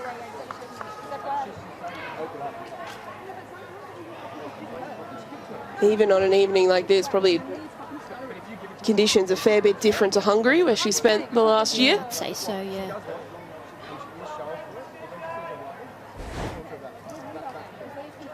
Here's the corner in from Tish Woods, that back post, and Varley connects beautifully, hits the crossbar. What a chance there from the Raw. Beautifully taken corner.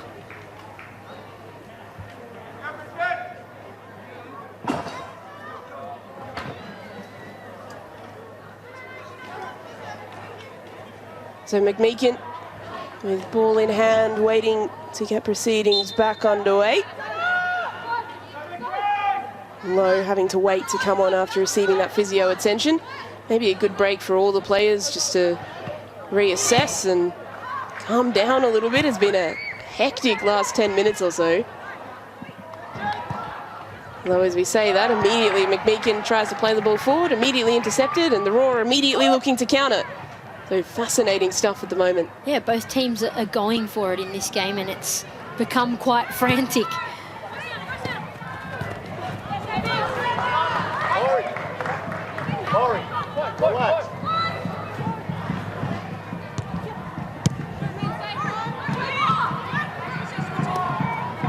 Seidel. Up the line, Stevenson. Putting pressure on Morrison. Kuilamu getting in there, goes to ground. Appeals for a penalty. Izzy Cooper says corner.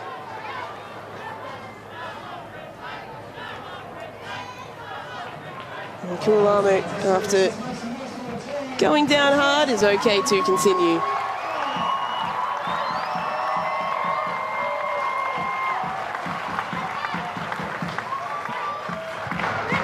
Corner delivered for Brisbane.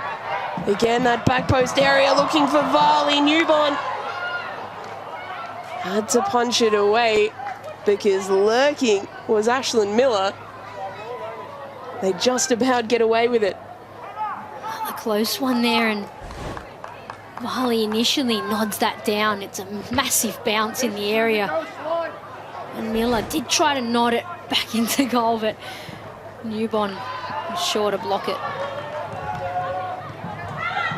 Good work there from Newborn. Both teams have gone for the same corner strategy of just putting so much pressure on the keepers.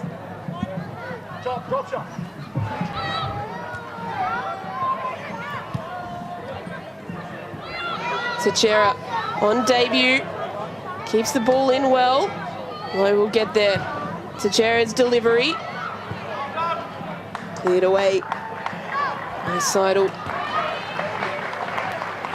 course, the Raw still have Tamika Yallop on the bench, so you wonder how many minutes that she'll be able to play today. She is recovering from injury, which is why she didn't start, and why new signing American Mariana Seidel has the captain's armband today.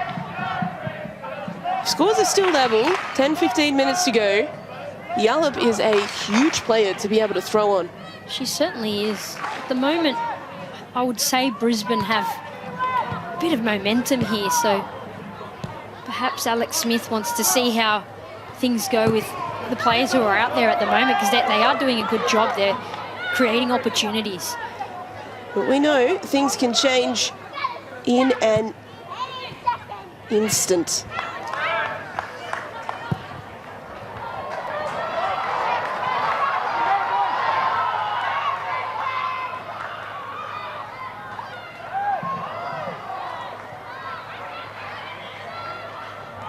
Woods.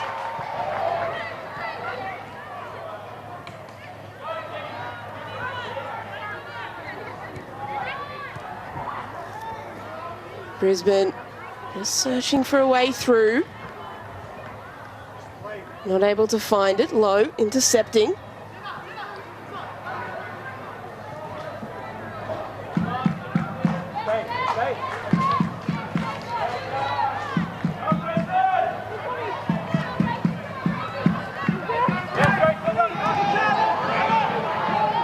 Carlos driving forward, not able to find a teammate, out for a goal kick. So final third entries. We took a look at this stat earlier in the first half and it was very much weighted towards Melbourne victory. Now very, very even, and it reflects the way that momentum has shifted as this half has gone on. And haven't the Raw certainly caught up in that facet of the game? Get higher, Sean. Keep it moving. Stevenson. What a story it would be if she could be involved in a goal. Or Cena not letting Seidel get away. Appeals for a yellow card, which you can understand. But here is the big substitution. Tamika Yallop will enter the park. She replaces Grace Kulama, who's had a fantastic day, the youngster. But the experience of Tamika Yallop now will help take the Raw home, and it's great to see her out on the park. It is. What an exciting player to be able to sub on at this point in the game, in the situation that both teams are in here. She may be playing as a centre forward, replacing Kulama, so she is the player that the Raw will be looking to. Medwin in behind to Yallop. Yallop, first touch! The shot's blocked by Kayla Morrison and out for a corner. Instant impact. Great work there from Medwin. It was a touch and shot from Yallop, earning her team yet another corner. And it's the fear that she'll instill in the defenders as well. Here comes the corner delivery crowd right behind them here, Brisbane. It's headed away. Players got in each other's way, so it allows Victory to break here. Low, looking left and right for options. Trying to play in Furphy, but Furphy overran it. Hands on head for Low, but Furphy does manage to keep the ball in. Kennedy White. Ball across the face of goal. Teixeira was there. Not able to get there ahead of the Raw defence. Janshevsky getting the better of Yallop on that occasion.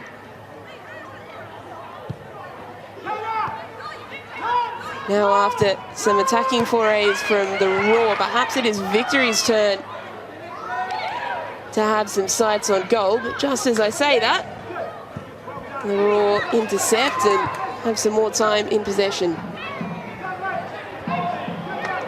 Low, putting the pressure on Woods, winning out Low.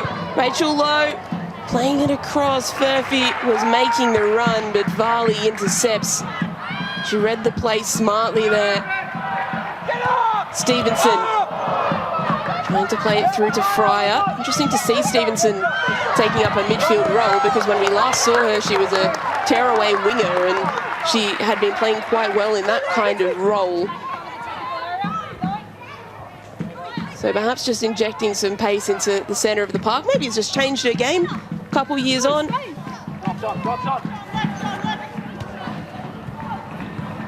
She's certainly got the technicality to be in the midfield areas. So Carlos can't get past Varley, who's frustrated and receives a yellow card. Persistent fouling, you'd imagine, there from Varley. Yeah, I'd say a case of one too many fouls there. She just clips the Carlos there late. Apologises.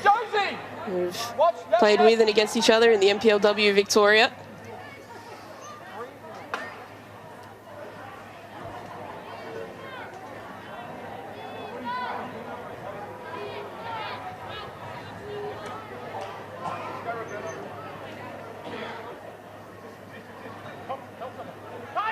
So another set piece for victory. It's Janchevsky, who has no competition to take this one. What can she produce with that magical left boot? Janchevsky goes low. And just past the post. She was going for goal. She was. And the Raw immediately in transition. Chasing it down is Fryer. Sean Fryer ahead of the defence. Fryer! Courtney Newborn sticks out a mitt at the perfect moment and keeps victory on level terms. What a moment there. Sean Fryer, one-on-one.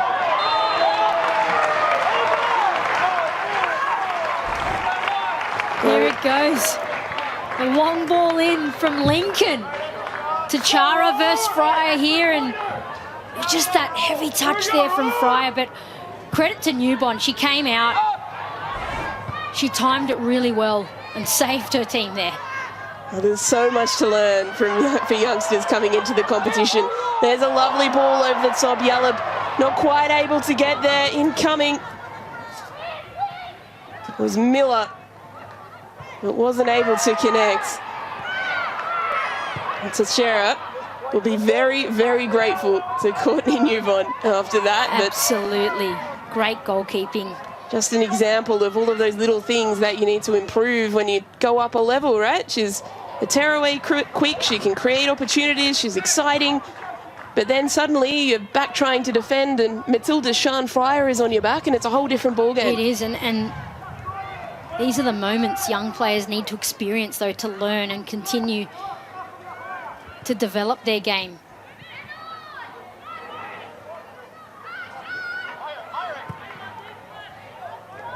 Another ball over the top. Looking for Fryer this time. It's McMeekin. And that'll be called back for offside. Paula Malawa-Julie with the flag.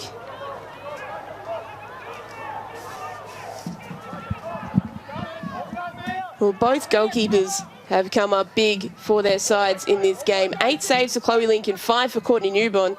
And that saved just then to prevent Fryer, perhaps the biggest of the lot.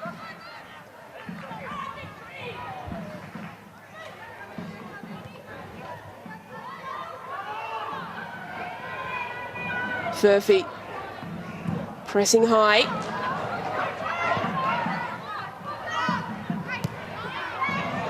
Here comes victory. Perhaps they are looking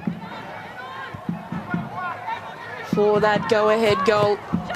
They led the game for the start of the second half after going ahead in the first. There's a nice touch. Here come the Raw. Ball in the middle.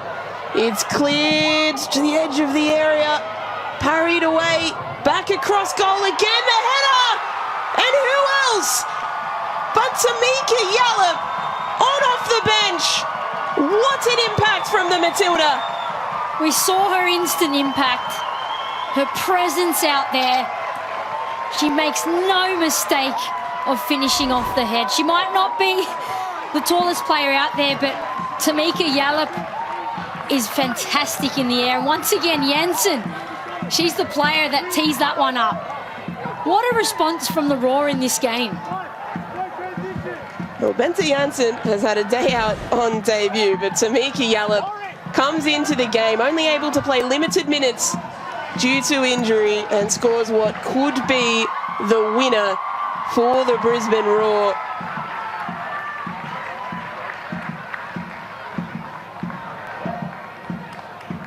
That's what she brings.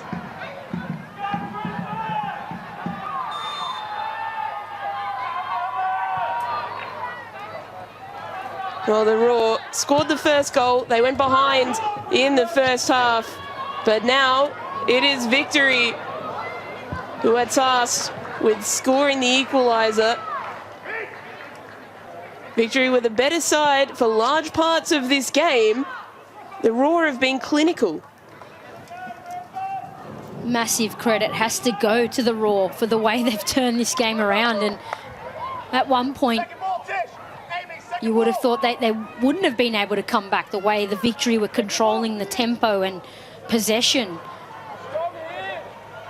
Well, the fans, they've been brave today. The kickoff was delayed by 20 minutes due to a thunderstorm, and I'm sure you can see the rain falling and the thunder and lightning providing the backdrop to this game as well. But the fans have still turned up. They have fantastic fans up in Brisbane, including their active support, the Raw Corps. They're cheering on that foul there, won by Fryer. They've certainly been extremely vocal in this match, and I'm sure the players will credit their energy with them being able to change the momentum in this game. Well, here is Fryer going to the corner. Maybe a little bit early. Still 2 minutes of regulation time to go, plus stoppages. I'd say a little early. But she does a good job of it, and she won't be in any hurry to get the ball back in. A little bit of a limp as she comes back in. Maybe it's a feint. Maybe we'll see her try and beat these players and cross it back in. No, straight back to the corner. Happy to take up as many seconds as possible. There's Janssen once again trying to work her way through. Concedes the foul in doing so, and Fryer may well be receiving a yellow card for that kind of behaviour. No. So Cooper lets it go. Getting a talking to. She's had a couple of those today. Lucky to escape without a card there.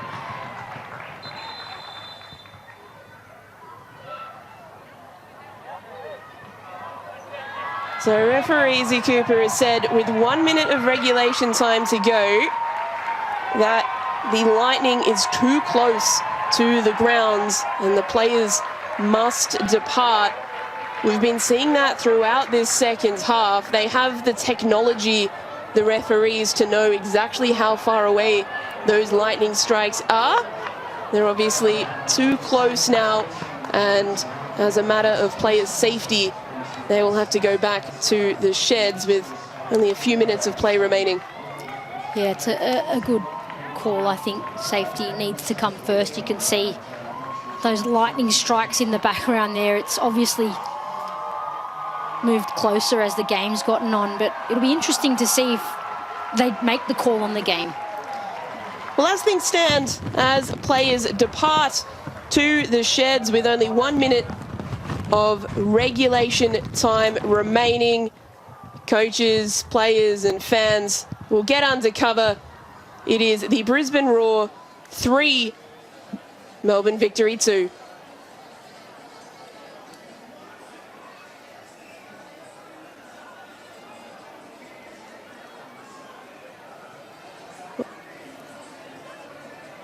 Well, a fascinating situation here, Teresa, with only a couple of minutes left in this match.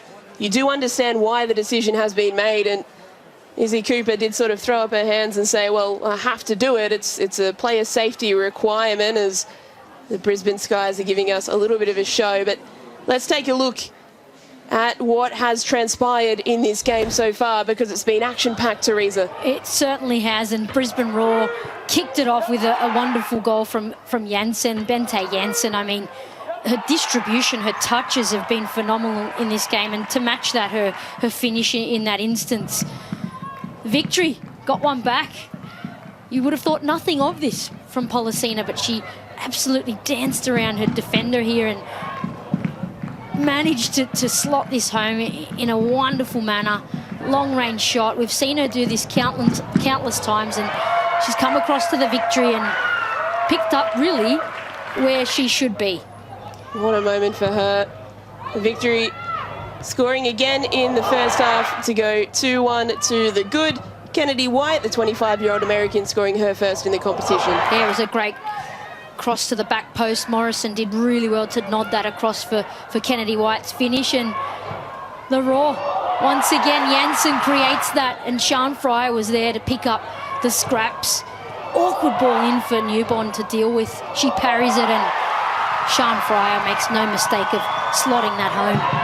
That made it 2-all. Tamika Yallop came onto the pitch. Janssen involved again. And how about this for the Raw to go ahead? And the vision there to pick out Tamika Yallop at that far post. She had it all to do there. She was up against Kayla Morrison, none other, and does a wonderful job to head that home. So the match has been delayed here at Spencer Park due to weather. The players will have to be undercover, will be delayed for at least half an hour as we wait to see the status of the final few minutes of this game. While we wait, we'll leave you with a mini match of last season's Grand Final Classic.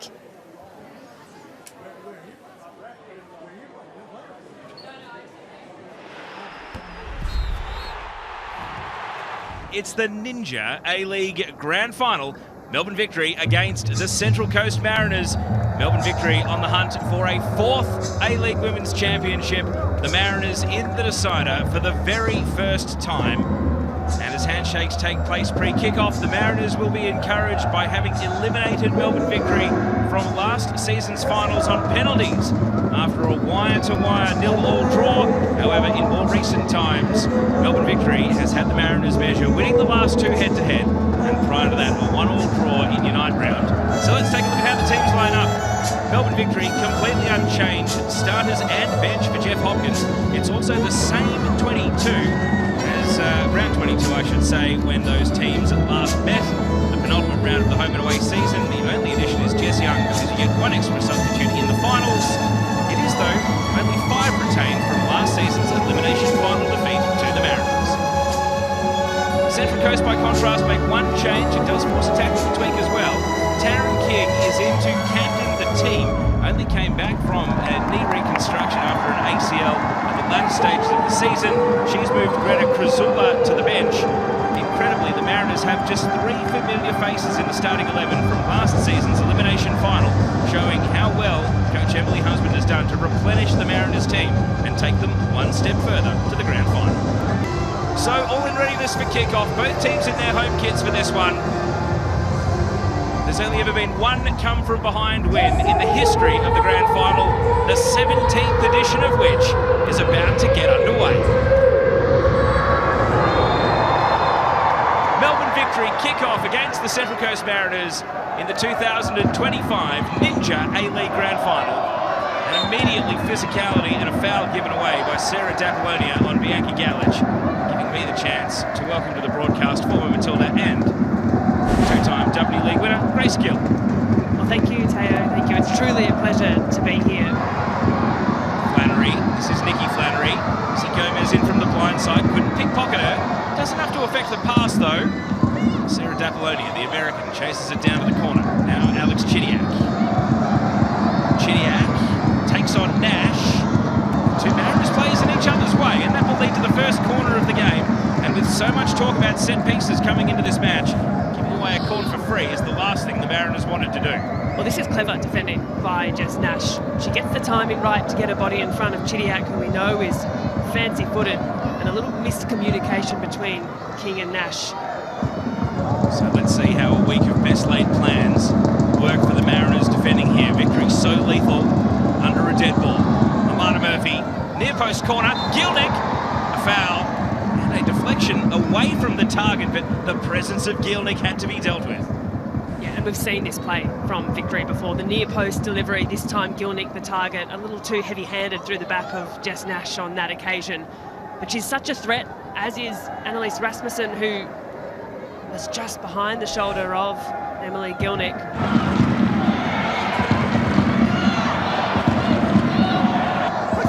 Shallow back pass here. Nash thought she was fouled. Rachel Lowe Keeper's out, the cutback for Gielnick. Desperation from Annabelle Martin. And the Mariners made it scary, but somehow they clear it out for a corner. Just nerves from the Central Coast Mariners. Not quite dealt with, a shallow back pass. Nash had this covered, had attention from low, but just didn't get the pass right. A little shove in the back, she was seeking the foul, not enough, says referee Izzy Cooper. And Langman almost commits the challenge. That's a very good defensive duty from Annabelle Martin on that occasion. As Alana Murphy sends the ball right onto the top of the pack of players. Taylor Ray first contact. Wilson made a contest. Dappalonia. Gielnick! The whistle goes. The flag is up. Cut the celebrations short at Amy Park. M. Gielnick thought she'd scored in a grand final for the first time since 2012. Not to be.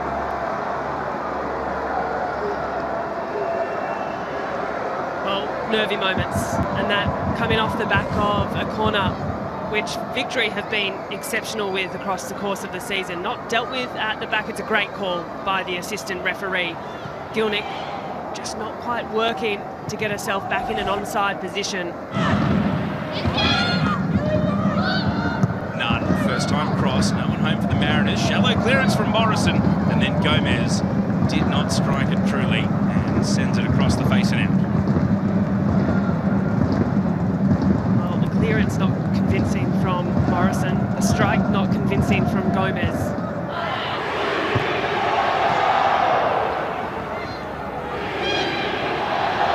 Pennick, good little sidestep and then a shoot on side policy.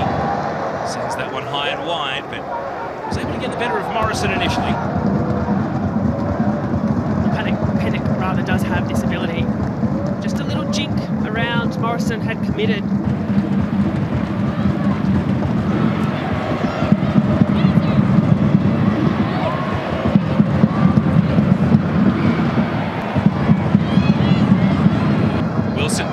Gomez and Nunn. Chiniak sends it to Flannery. Flannery cuts inside. Flannery had designs on the bottom left corner, and a bay of travelling Mariners fans are there to cheer the fact it went wide. Created by a strong, powerful run from Ellie Wilson, driving into space. Does really well. Skips past the first tackle of Gomez, finds Chiniak and stretches the field and opens up the Mariners' defence, and that's a positive touch from Flannery. Shallow pass here. Red alert now for the Mariners. Low. Gielnick. Blocked. King on her haunches, but play continues. Wilson. Oh, Gomez crucial. Got a boot in. Won a foul, and now King will return to her haunches as she struggled to get back up. The Mariners invited that on themselves, and they get out of jail. Well, they do, and perhaps this is what the Mariners need to try and swing momentum back in their favour. Taryn King. Only Brooke Nunn in the 6-yard box. Everyone else ready to descend on the penalty area. It's a short corner. Nunn. Back to Martin. Just changing the angle. A big pack of players to aim for. Headed away by Gielnick. Murphy, the most advanced Victory player. Across comes Rowe. Really well done. And the whistle now comes as well.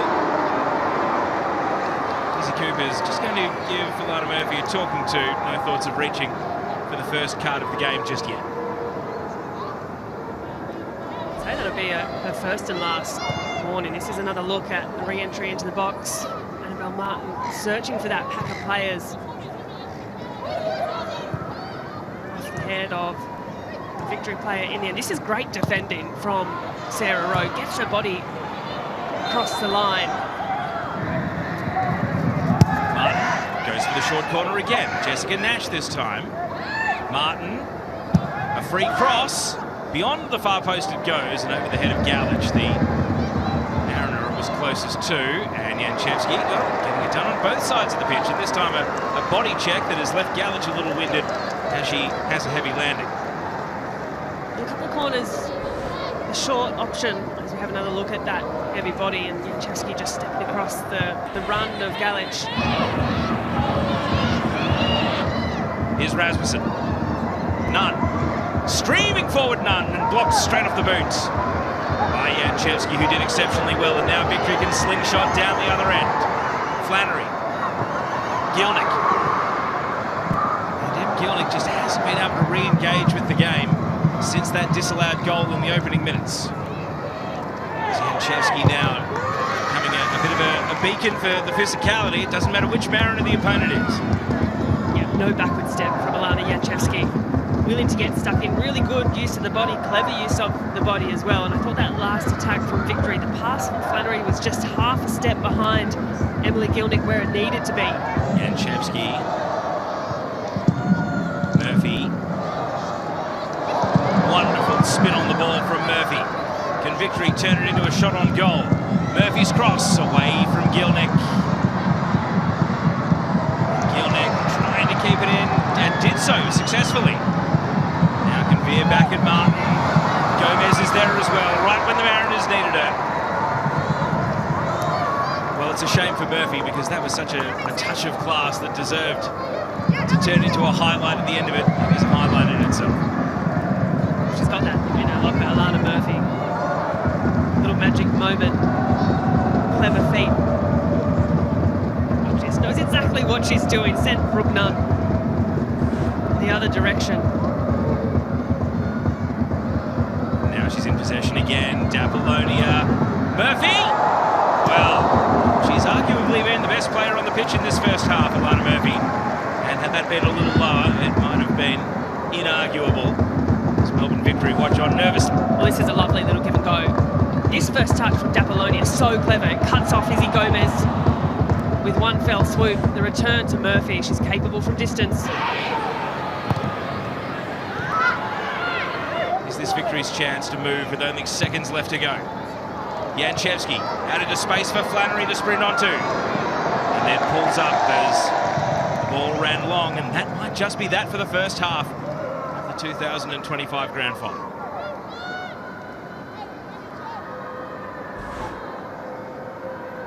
The idea is right. Quick surface though. And the whistle goes without the goal kick even being taken.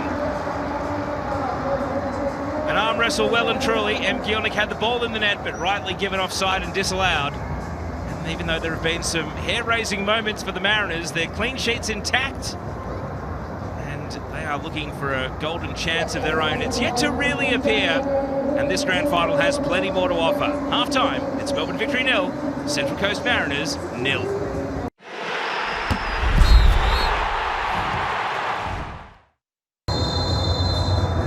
So back underway in a scoreless grand final through the first 45 minutes. No players have got a card next to their name. No one appears to be struggling with an injury. It's almost as you were at the beginning of the game. Who will make the first decisive move to try and take the championship? Taryn King and the Mariners trying to put their best foot forward in the opening seconds. Brooke Nunn and Jade Pennock linking up. Now Annabelle Martin. Slide challenge will deflect central. Pennock. Galich and Pennock are 1-2. Rasmussen trying for a very tight triangle, and Alana Murphy was in the right place to take the ball, but D'Apollonia has given it away. And a slip.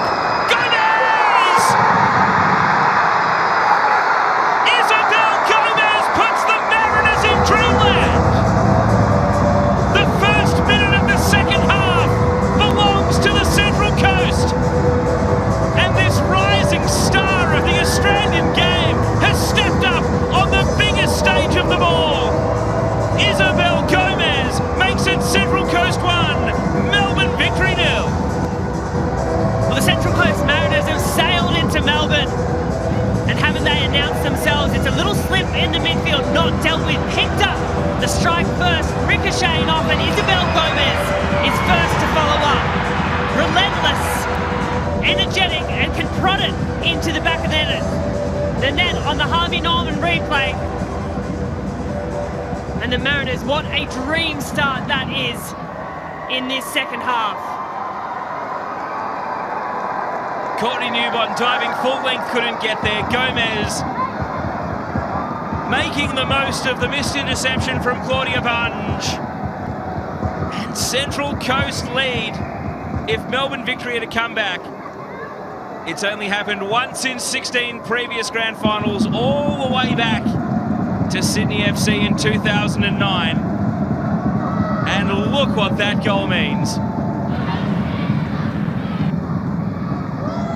Victory looking for an instant reply. Rachel Lowe couldn't generate enough power to trouble Sarah Langman. It's a Victory corner. We know how good they are at set pieces. They need to find something now. Murphy's in swinger. Nash, first contact, scuffed by Lowe, cleared by King. Pennick had to take on Janchevsky. The halftime team talk goes out the window, Grace. We were wondering what you might even say. This is where the coaches will earn their money. Well, we'll see if Chidiac can evade them here. It's a nice pass out to the left. Janchevsky, sweeping ball. Langman's got to go. Got the punch on it. Clash of heads, play whistle dead. It's Galich who's down after colliding with Dapolonia, and concern for both players. This the challenge. Dapolonia lent into the header perhaps a little late. The initial clearance by Langman, and then the incident, which is now certainly preoccupied the Mariners medical staff. Spot fires going off. Jessica Nash is back on. Bianca Galich is down. True for the Mariners, given that 1-goal advantage. Do they continue to play? Do they look to add some fresh legs? Continue to attack? At what point does Emily Husband look to consolidate? We saw them. Through ball here from Galich. Nunn is away. Bunge gets goal side. Brooke Nunn. And even though Pennick was following in, Newbon is sure-handed. And Brooke Nunn couldn't quite find the placement nor power when the moment presented. I really thought Nunn could continue the run here. Try her luck, speed against Bunge. She cuts inside where the numbers are instead of going into space. And then this one starts to open up a little bit more. Good play from Flannery. Dapolonia. Chidiac free in the middle. It's Alex Chidiac. Langman holds the save in the end. Tops up from the Mariners keeper to foil the advancing Chidiac. Well, Chidiac is left to run at the centre of the park. You cannot allow a player like Alex Chidiac that kind of time and space. This is an exceptional save.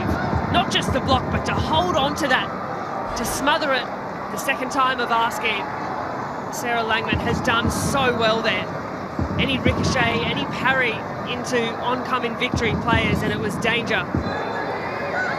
Taylor Ray's free kick. Janchevsky wins the header. Annabelle Martin, well, she's never scored in the Ninja A-League. And today is game number 93 of her career. She's got the longest active streak of anyone currently playing without a goal. Victory with an equaliser at the other end. Flannery put the ball well out in front, challenged Nash. And as the ball hugs the line, it won't go out. And the end result is a corner. And Flannery is fired up about that. These are important moments. Jess Nash working so hard to try and see this out. Just on the line, it hasn't gone over, and not the first time this afternoon. And a ball off the boot of King into Nash and out for a corner. Whistle's gone, and for the second time in this game, the ball's in the net for Victory, but it won't count. And Claudia Bunge is denied her redemptive moment.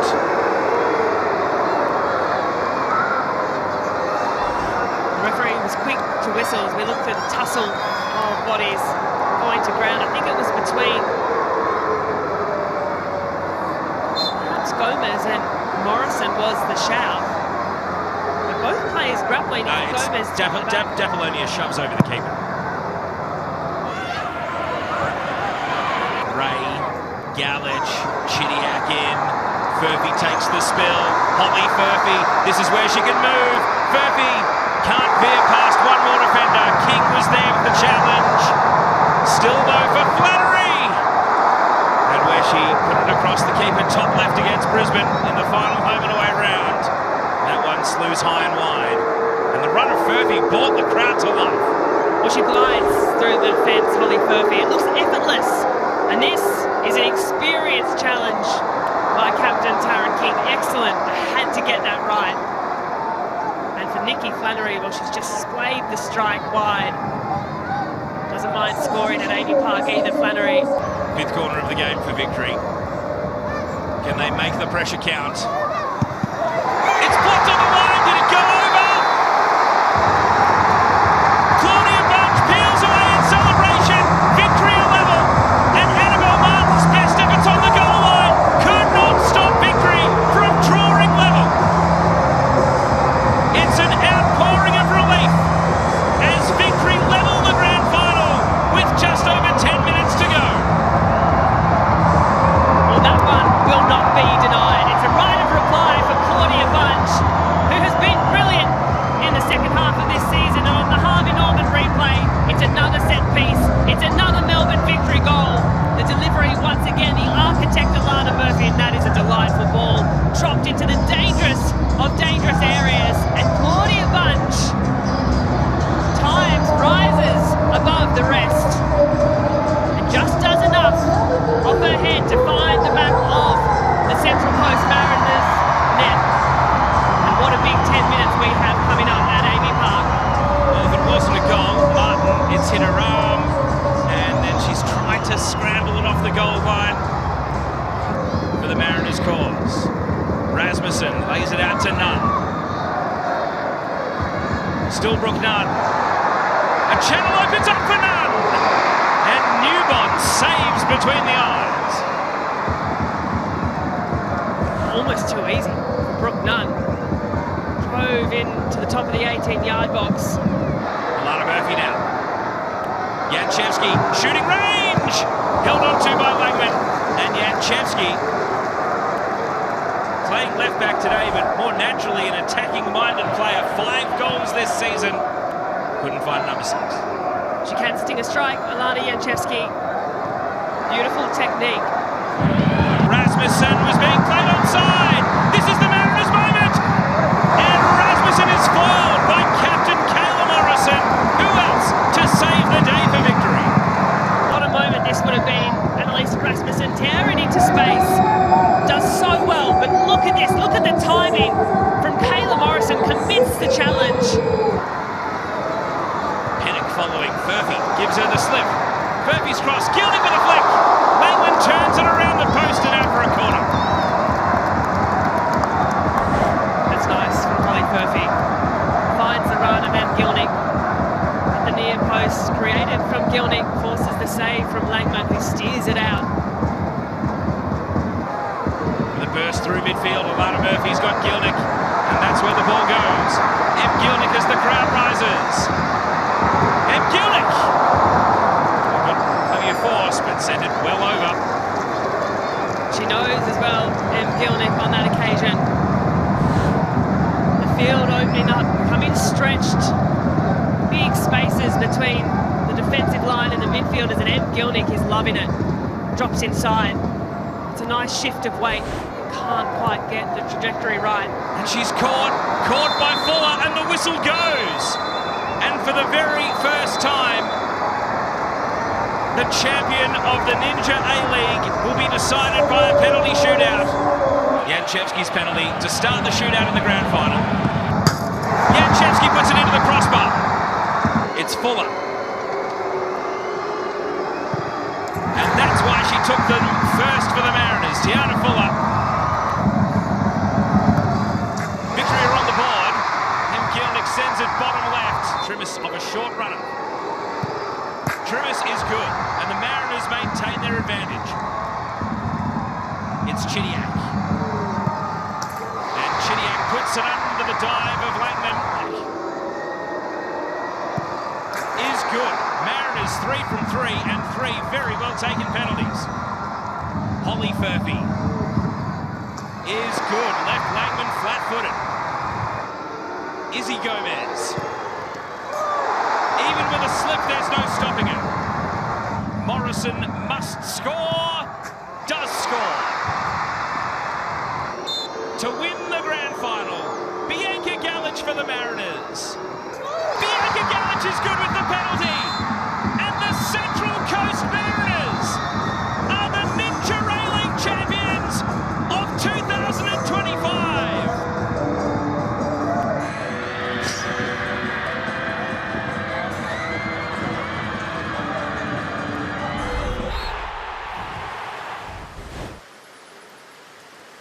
Who can forget those unforgettable scenes? The Central Coast Mariners defending champions for this season.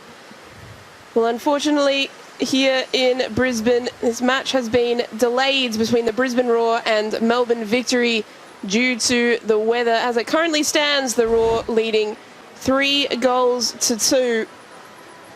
So this lightning policy that is in place this season, play is suspended when lightning and thunder activity is detected within a 10-kilometre radius of the match venue. If the match has commenced, which is the situation that we have in front of us here, players must leave the field and the match will not resume until 30 minutes pass without lightning and thunder activity within the 10-kilometre radius. So at the time that we went off, that's not the time in which the half-an-hour counter starts. It's at the time in which the final thunder and lightning activity occurs within that 10-kilometre radius. So we are just waiting to see if the final few minutes of this match will be played. But it's been an exhilarating 89 minutes of football so far. The Roar scoring first, Victory taking the lead, and then Tamika Yallop coming off the bench to score what could be the winner for the Roar. So we'll take a look now at the goals that have occurred today. Teresa, Brisbane Roar got off to a great start through their 26-year-old Dutch national Bente Jansen. They did, and it was against the run of play, but great ball in from Kuilamu, and Jansen does the rest, touches out, in, and a wonderful finish there. Jansen has been such a big figure in this game so far. Not only the goal, but as you will see for Roar's other two goals, picked up the assists as well. So what a signing she may well turn out to be. Victory, though, you can't keep them out of the game for long.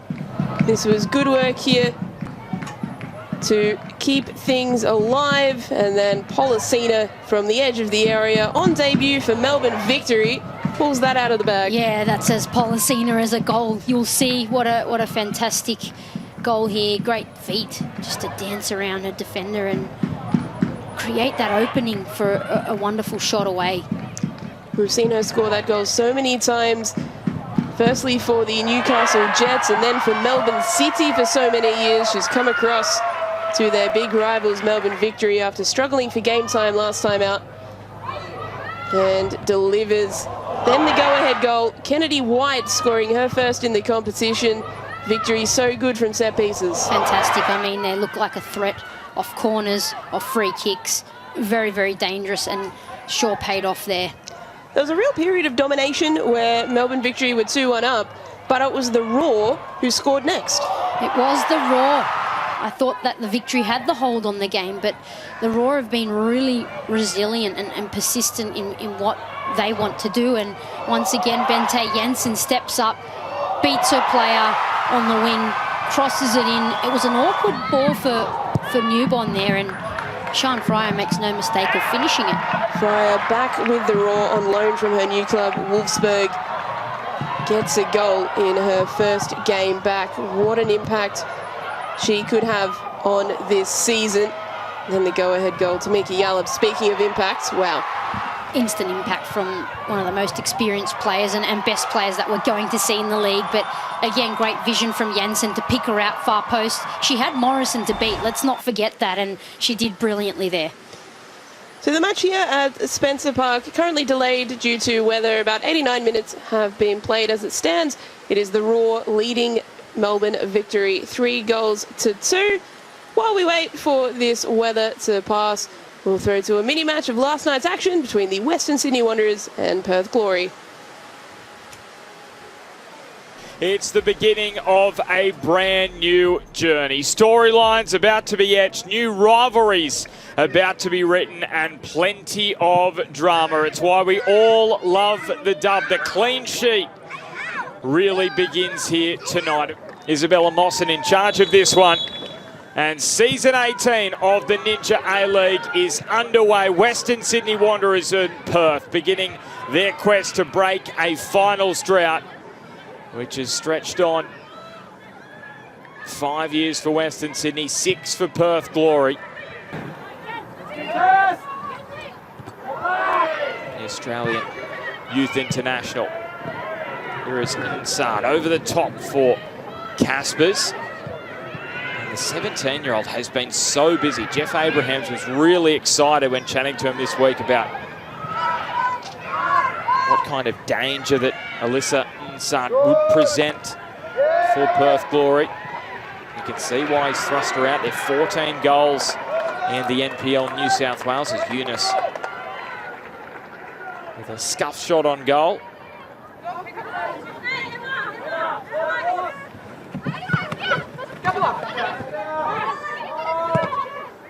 Eunice. This is the captain, Amy Harrison, 13-time Matilda. Crucial leader for this Western Sydney unit. Well cut out by Zog, but coming back with intent here. Harrison. And Eunice finding herself free down the right. The delivery decent towards Caspers.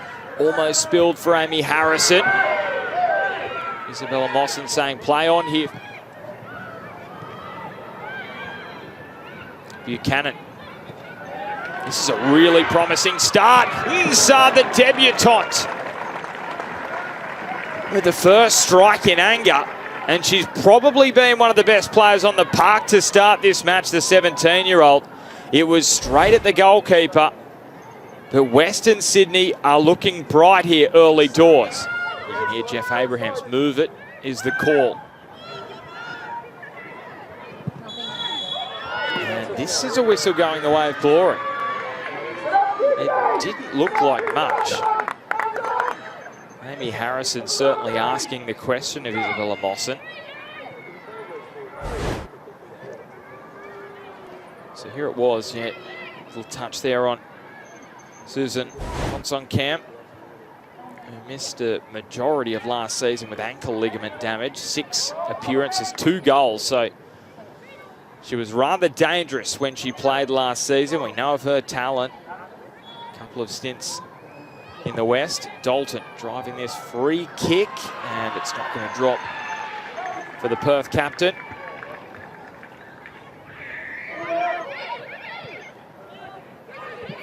Eunice. And Matos just keeping it inside the line. So Western Sydney, a couple of early strikes. The best of those for Insard. Can they create another one here? Harrison, good touch. 1-2 played with Insard. And Harada stepping in to try and get involved. Poppy hooks. And Johnston was able to bring it down, but just launches it up the ground at Buchanan. Well, it was safety first. And the reason why is there's a problem further up the ground here for Amy Harrison. Well, they do not need this, Western Sydney. Their most experienced player. Oh, and there it was. You can see here this back three being deployed by Stephen Peters this year. Sardo, Zog and Chinema, and allowing this width down the right here for Tian McKenna. Early delivery, but certainly something to watch. As McKenna's playing wide on the right, Grace Johnson on the left. So back 4 last year, so they didn't get as many opportunities to get forward, but you can see Grace Johnson far left of screen. They're getting up high on the left.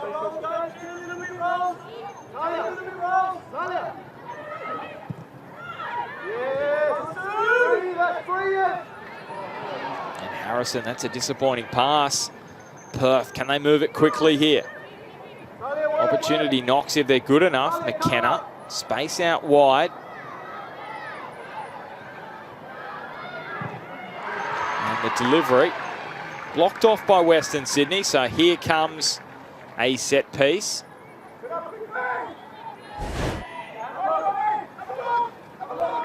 Ponsonkamp closed down by Buchanan.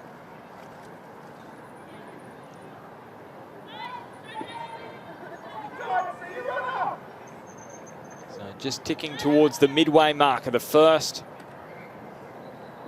half of the opening game, season 18 of the Ninja A-League. Good delivery up towards Holler. The American couldn't make the most of it. Remember, she came into last season with Perth Glory 18 goals in 19. Stopped by Sardo, Dalton, and Holler. This is better from Perth Glory. Tova. And now with Badawia. Was she felled illegally? No. Good challenge is the decision from Lawson. That tackle from Buchanan, all above board. Excellent work from the Western Sydney fullback. Oh, and that's a poor giveaway from Harada. Can she make up for it? Badawia. And in the end, it just rather meekly off the left boot into the arms of Edwards. Come on, make it out. That's on Cam. Delivery. And a little more dangerous if Holler was closer to it, but in the end, Edwards swiftly up and out. Well, it was excellent goalkeeping, but a bit of frustration from her coach, wanting her to release earlier. Problem is, you feel for the goalkeeper. No one presenting for her in red and black.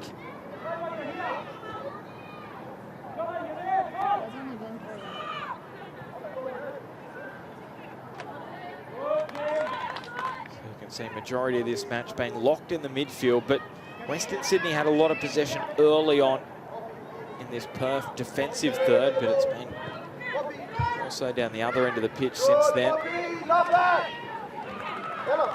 And they lock Glory in here. Oh, that's a disappointing pass, isn't it, from an experienced player like Alana Cern.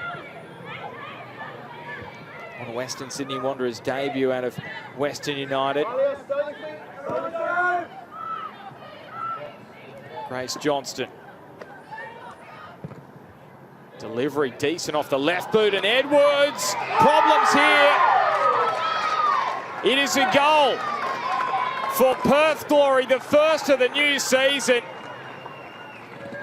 Western Sydney are conducting an inquiry here because they believe their goalkeeper was felled in the contact and it should have been a foul. It's a controversial goal to open the new Ninja A-League season. But for the moment, it will count for Perth Glory. And it was a superb ball from Grace Johnston, and then Gabby Holler, on return for the first time since January after missing the back end of last season with blood clots, is on hand to score the opening goal. And she was as surprised as everyone that the referee awarded it, because 9 times out of 10 you see that given. Perth will be most pleased with that. Before the half-hour mark, they soaked up the early pressure from Western Sydney. And it's Grace Johnston again. Spills for Dalton. Her touch just took it too close to Harrison. And Dalton desperate to win it back, but the free kick goes the way of Western Sydney. So here it is, Edwards. Well, in the end, you could probably say that it was her own player. I think it was Ella Buchanan who was bumped into the goalkeeper. Just looking the more desperate of the two sides here, Perth Glory.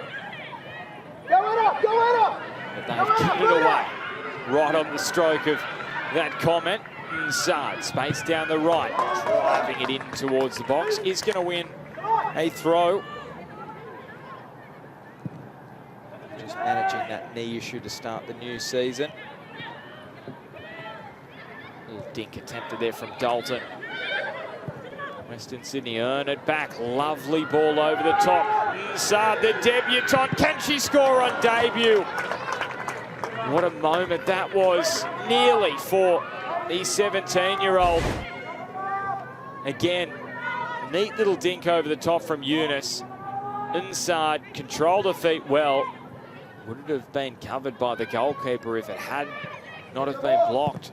It becomes the question. Matos drives it. It's a very heavy cross. Harrison, a couple of step overs, dropping it back for her. And the flick on, very nearly nestling in the top corner from Talia Yunus. It was Harada, and Yunus was improvising. Tosses throw towards Caspers, and Insad has kept it in for Caspers to drive across. Attempted to be brought down by Harrison. Spills for Harada. And just didn't have the power to test out Deloste.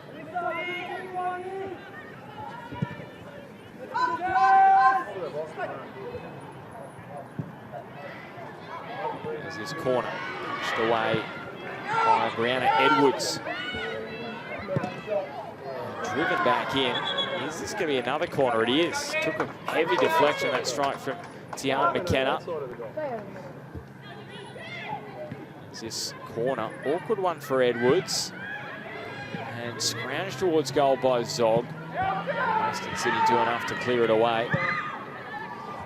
Almost back into the mixer. The bounce well handled by Brianna Edwards. So the bounce challenging for hooks, and that aware to deal with. But that will be half-time here at Wanderers Football Park. And a pretty even first half between Western Sydney Wanderers and Perth Glory.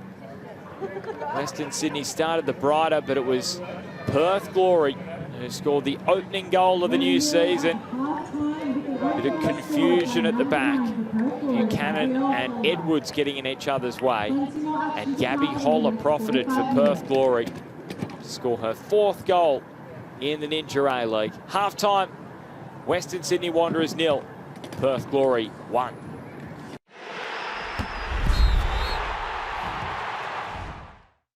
Gabby Holler's goal, the difference.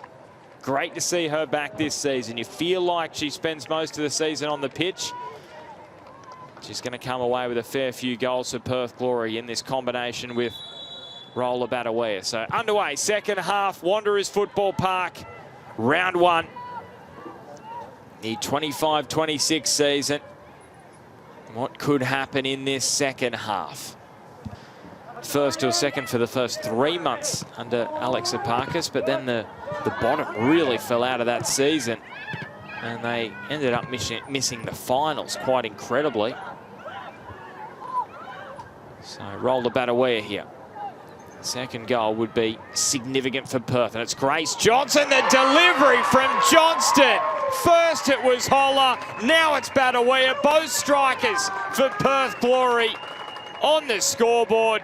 And Roller Batawea on debut for Perth Glory scores for Perth Glory, and it's 2-0 to the visitors. Well, just get the ball to Grace Johnson. Gee, she can put it on the spot, and that is a superb one-touch finish from Batawea. Harrison just playing in behind. In the corner. Misses the initial header, scrounge in the box. It is a goal for Western Sydney. It looks as though it's Ella Buchanan who may be claiming the credit here from her teammates. It is her 3rd Ninja A-League goal, her first since March 2024, and Wanderers are back in this game. There is more to play out here at Wanderers Football Park. Perth couldn't deal with the corner. It was absolute chaos in the box. And Buchanan the first to react. Not once, but twice. So first Ninja A-League goal in more than a year for Ella Buchanan. The 21-year-old. And all of a sudden, this match is back alive and well. After Batawea's goal right after half-time, Perth Glory. No changes for them. Holler! What about this? Gabby Holler with a double. We've had 3 goals in this match in a matter of minutes. Western Sydney go to sleep defensively. And it's Gabby Holler who returns serve immediately. And this time it's Roller Batawea rolling Matos left and right. She delivers the cross. No one there for Western Sydney. Gabby Holler. What a return to the Ninja A-League for the American striker. And the Americans, they are loving life tonight. 3 goals between them for Perth. Oh, Buchanan felt as though she got Western Sydney back into it. 2-1 down. With the momentum. And it just disappears into thin air. Casper's early delivery. Bounced up comfortably in the end for Daloste. So teams in the NPL New South Wales. And Julia Sardo making a nuisance of herself against the goalkeeper. Very nearly was profiting.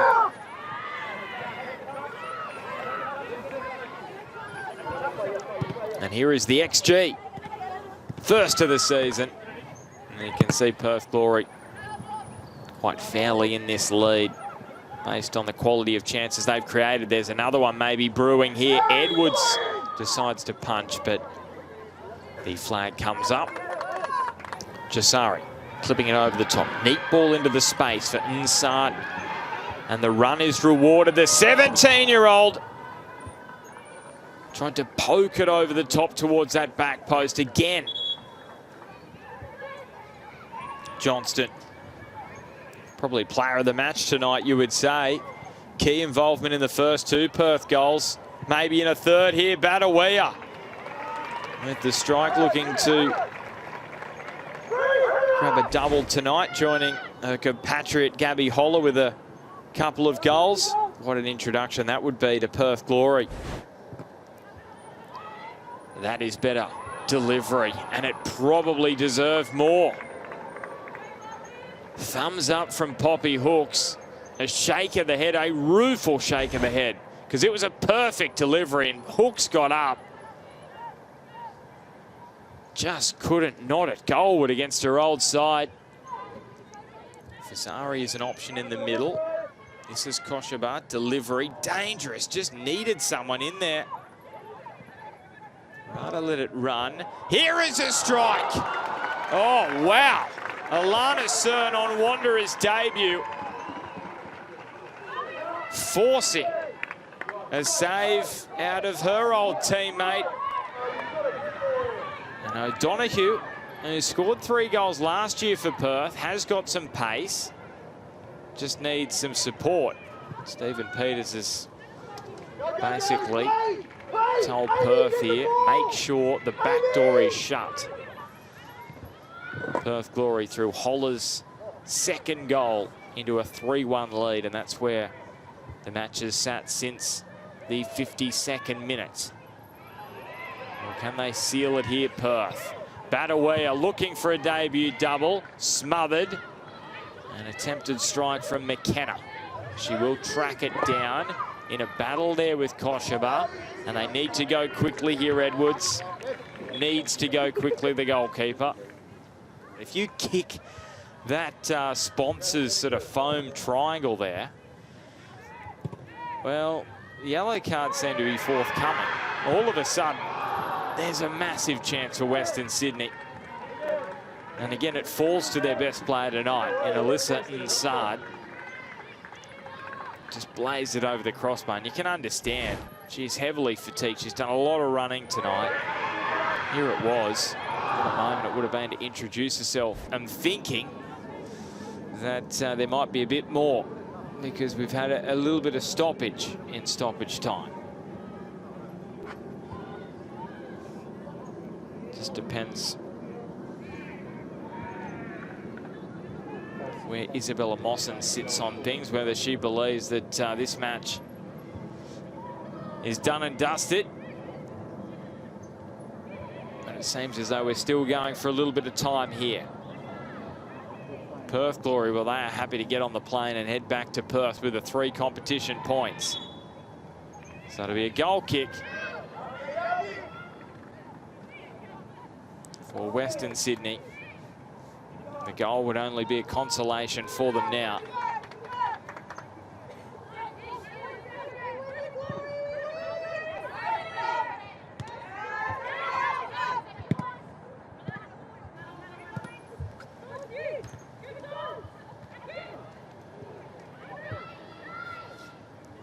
So Perth Glory.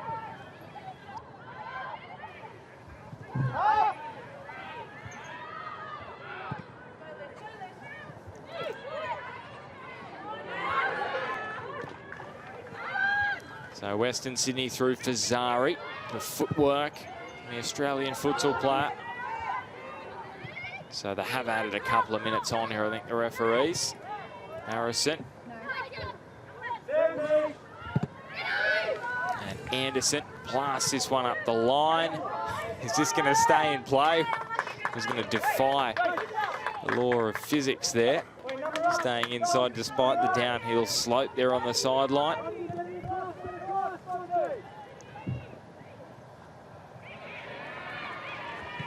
And still we go on here. It's the never-ending match of football, this. Started an hour and 15 late. 5 minutes of stoppage time. We've got a couple more. Maybe enough time for a fourth for Perth. No, not quite for Bronte. True against her old side. And that probably should do it. Just do it quickly. She's standing next to you. We'll play it anyway. Still we go on. Inside. Oh, was there a handball there? Hand was away from the body. Referee says no penalty. And again, a little late drama presented. But it's a late and a drought-breaking win for Perth Glory. Their first away win in almost 2 years. A match which kicked off an hour and 15 minutes after it was meant to. Lightning delays, storms, and finally Perth Glory get to celebrate a monumental win on the road. And now they can begin to build some momentum this season.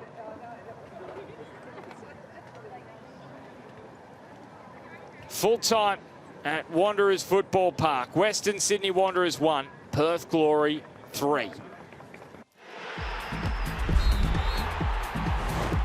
It's the Ninja A-League.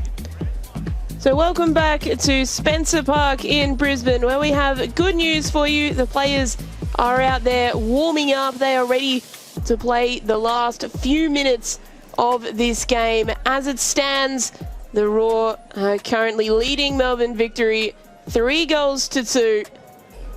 But don't go anywhere. Kickoff coming shortly at 7:15 p.m. local time or 8:15 p.m. Australian Eastern Daylight Time.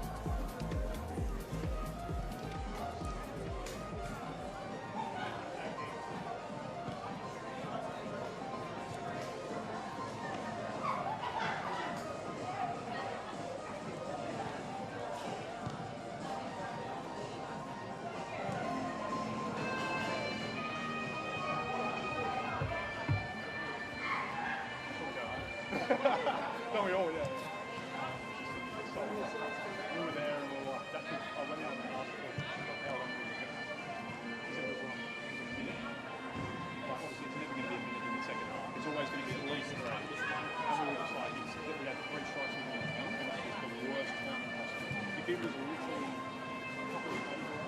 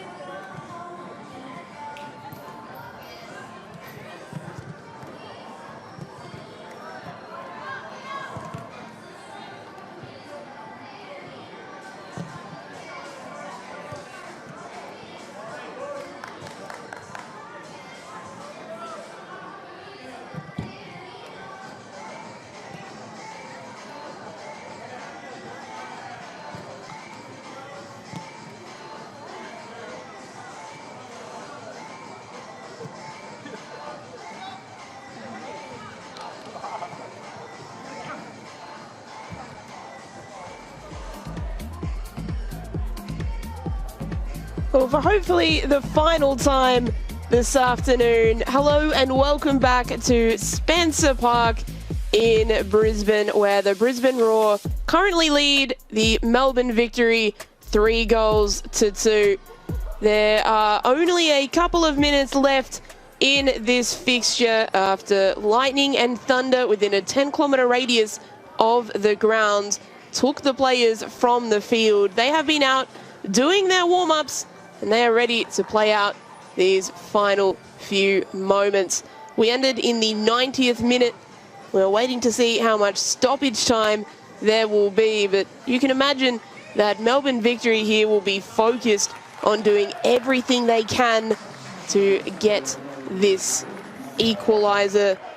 They've made one substitution to that end. It is the New Zealand international Claudia Bunge coming on to replace the New Zealand Youth International, Zoe McMeekin.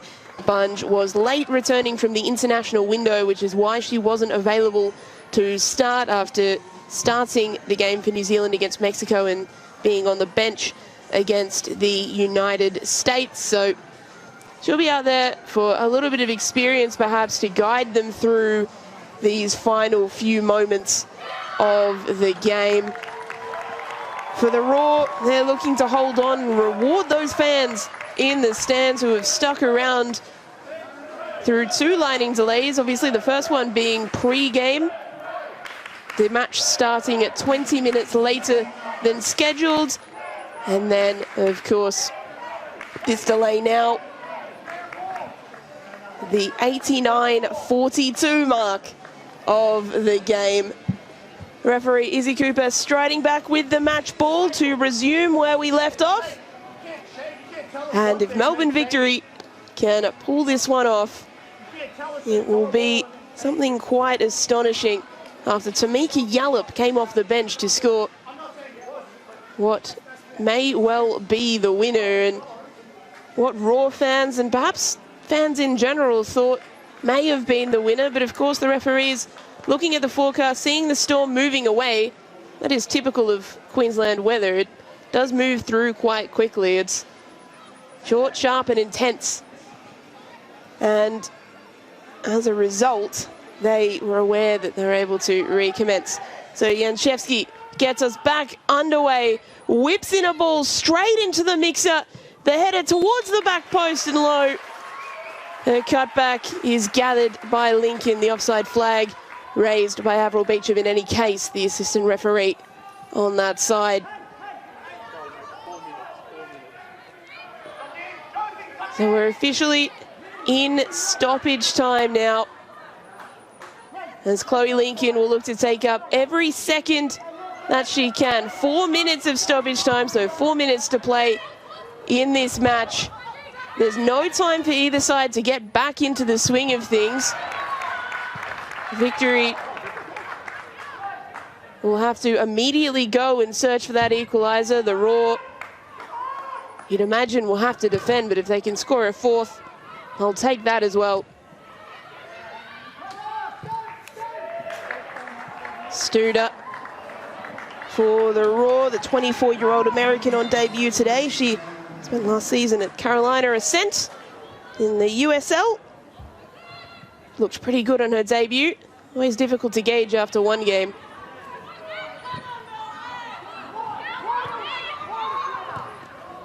Victory trying to force things to cheer up the debutante. This is where she can really shine, Sienna Teixeira. Her cross is blocked to raucous applause from the Brisbane crowd.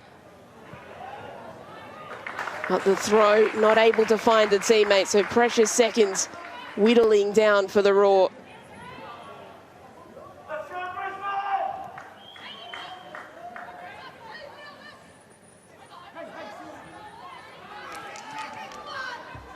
Lincoln just sending her teammates up the pitch. Jeff Hopkins barking out instructions, trying to get his team exactly where he wants them. That flicked header by one of the standouts of today, Bense Janssen. What an impact she's had coming into the league for her first game, the 26-year-old. 1 trophies with FC20s, 1 trophies with Ajax. And is off to an outstanding start for Brisbane. Here's Ashlyn Miller, happy to take it to the corner here for Brisbane. Janchevski will try and get the ball off her, and Furphy succeeds in partnership with Janchevski, but it's come straight to Stevenson. Woods perhaps going for that same corner. A free kick awarded for Brisbane. Yallop, though, coming out worse for wear. Claudia Bunge, a little bit too exuberant and trying to get involved in the play. Bringing Yallop to ground. And Freya Stevenson, in her first game back after missing all of last season due to an ACL injury, will receive the set piece from Yallop.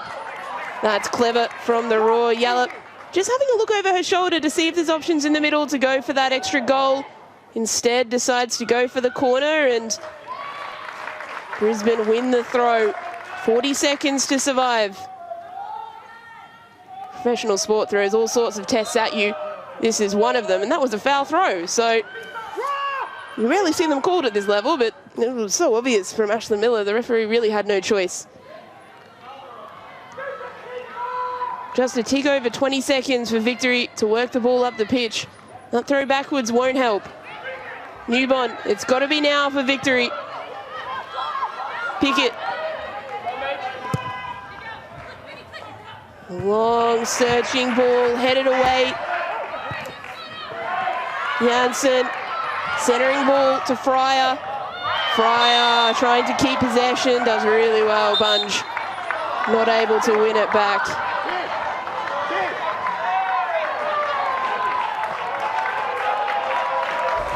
Bunge coming onto the pitch and immediately not taking a backward step. The referee adjudging that she fouled Fryer before Fryer reacted, and that is why the Raw won the free kick. Janssen trying to take it to the corner, can't do so. We are at the referee's discretion here.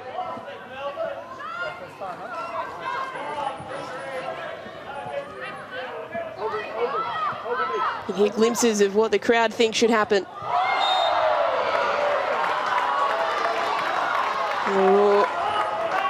Winning the free kick. Janssen brought to ground by Morrison.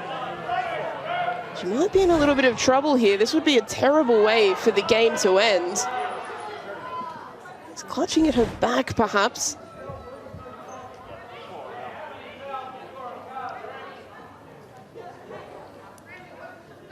The elbow, perhaps coughing it. But she is back up on her feet. And that's all that matters. Ball played into the corner. Yallop trying to hold it. Victory not able to keep it in. A Brisbane throw. Oh, surely we are nearing the end. It cannot be long now.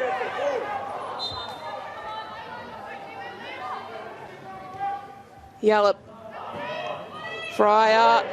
Morrison winning the ball back. So we had 2 minutes over the allotted 4 minutes of stoppage time. Alex Smith asking the question, but still play continues. Will Victory be able to fashion one more opportunity? Ball delivered in by Pickett. Woods clears it away, and that'll do. The Brisbane Roar hold on. A fantastic result to open their season. Melbourne Victory travelled up to Brisbane as favourites, but the Roar giving the competition a reminder of just what they can do. Well, Bente Janssen, the standout for the Roar. The 26-year-old Dutch woman was phenomenal. Sian Fryer scored on her return as well, and Tamika Yallop scored what ended up to be the winner. Full time in Brisbane. It is the Brisbane Roar 3, Melbourne Victory 2.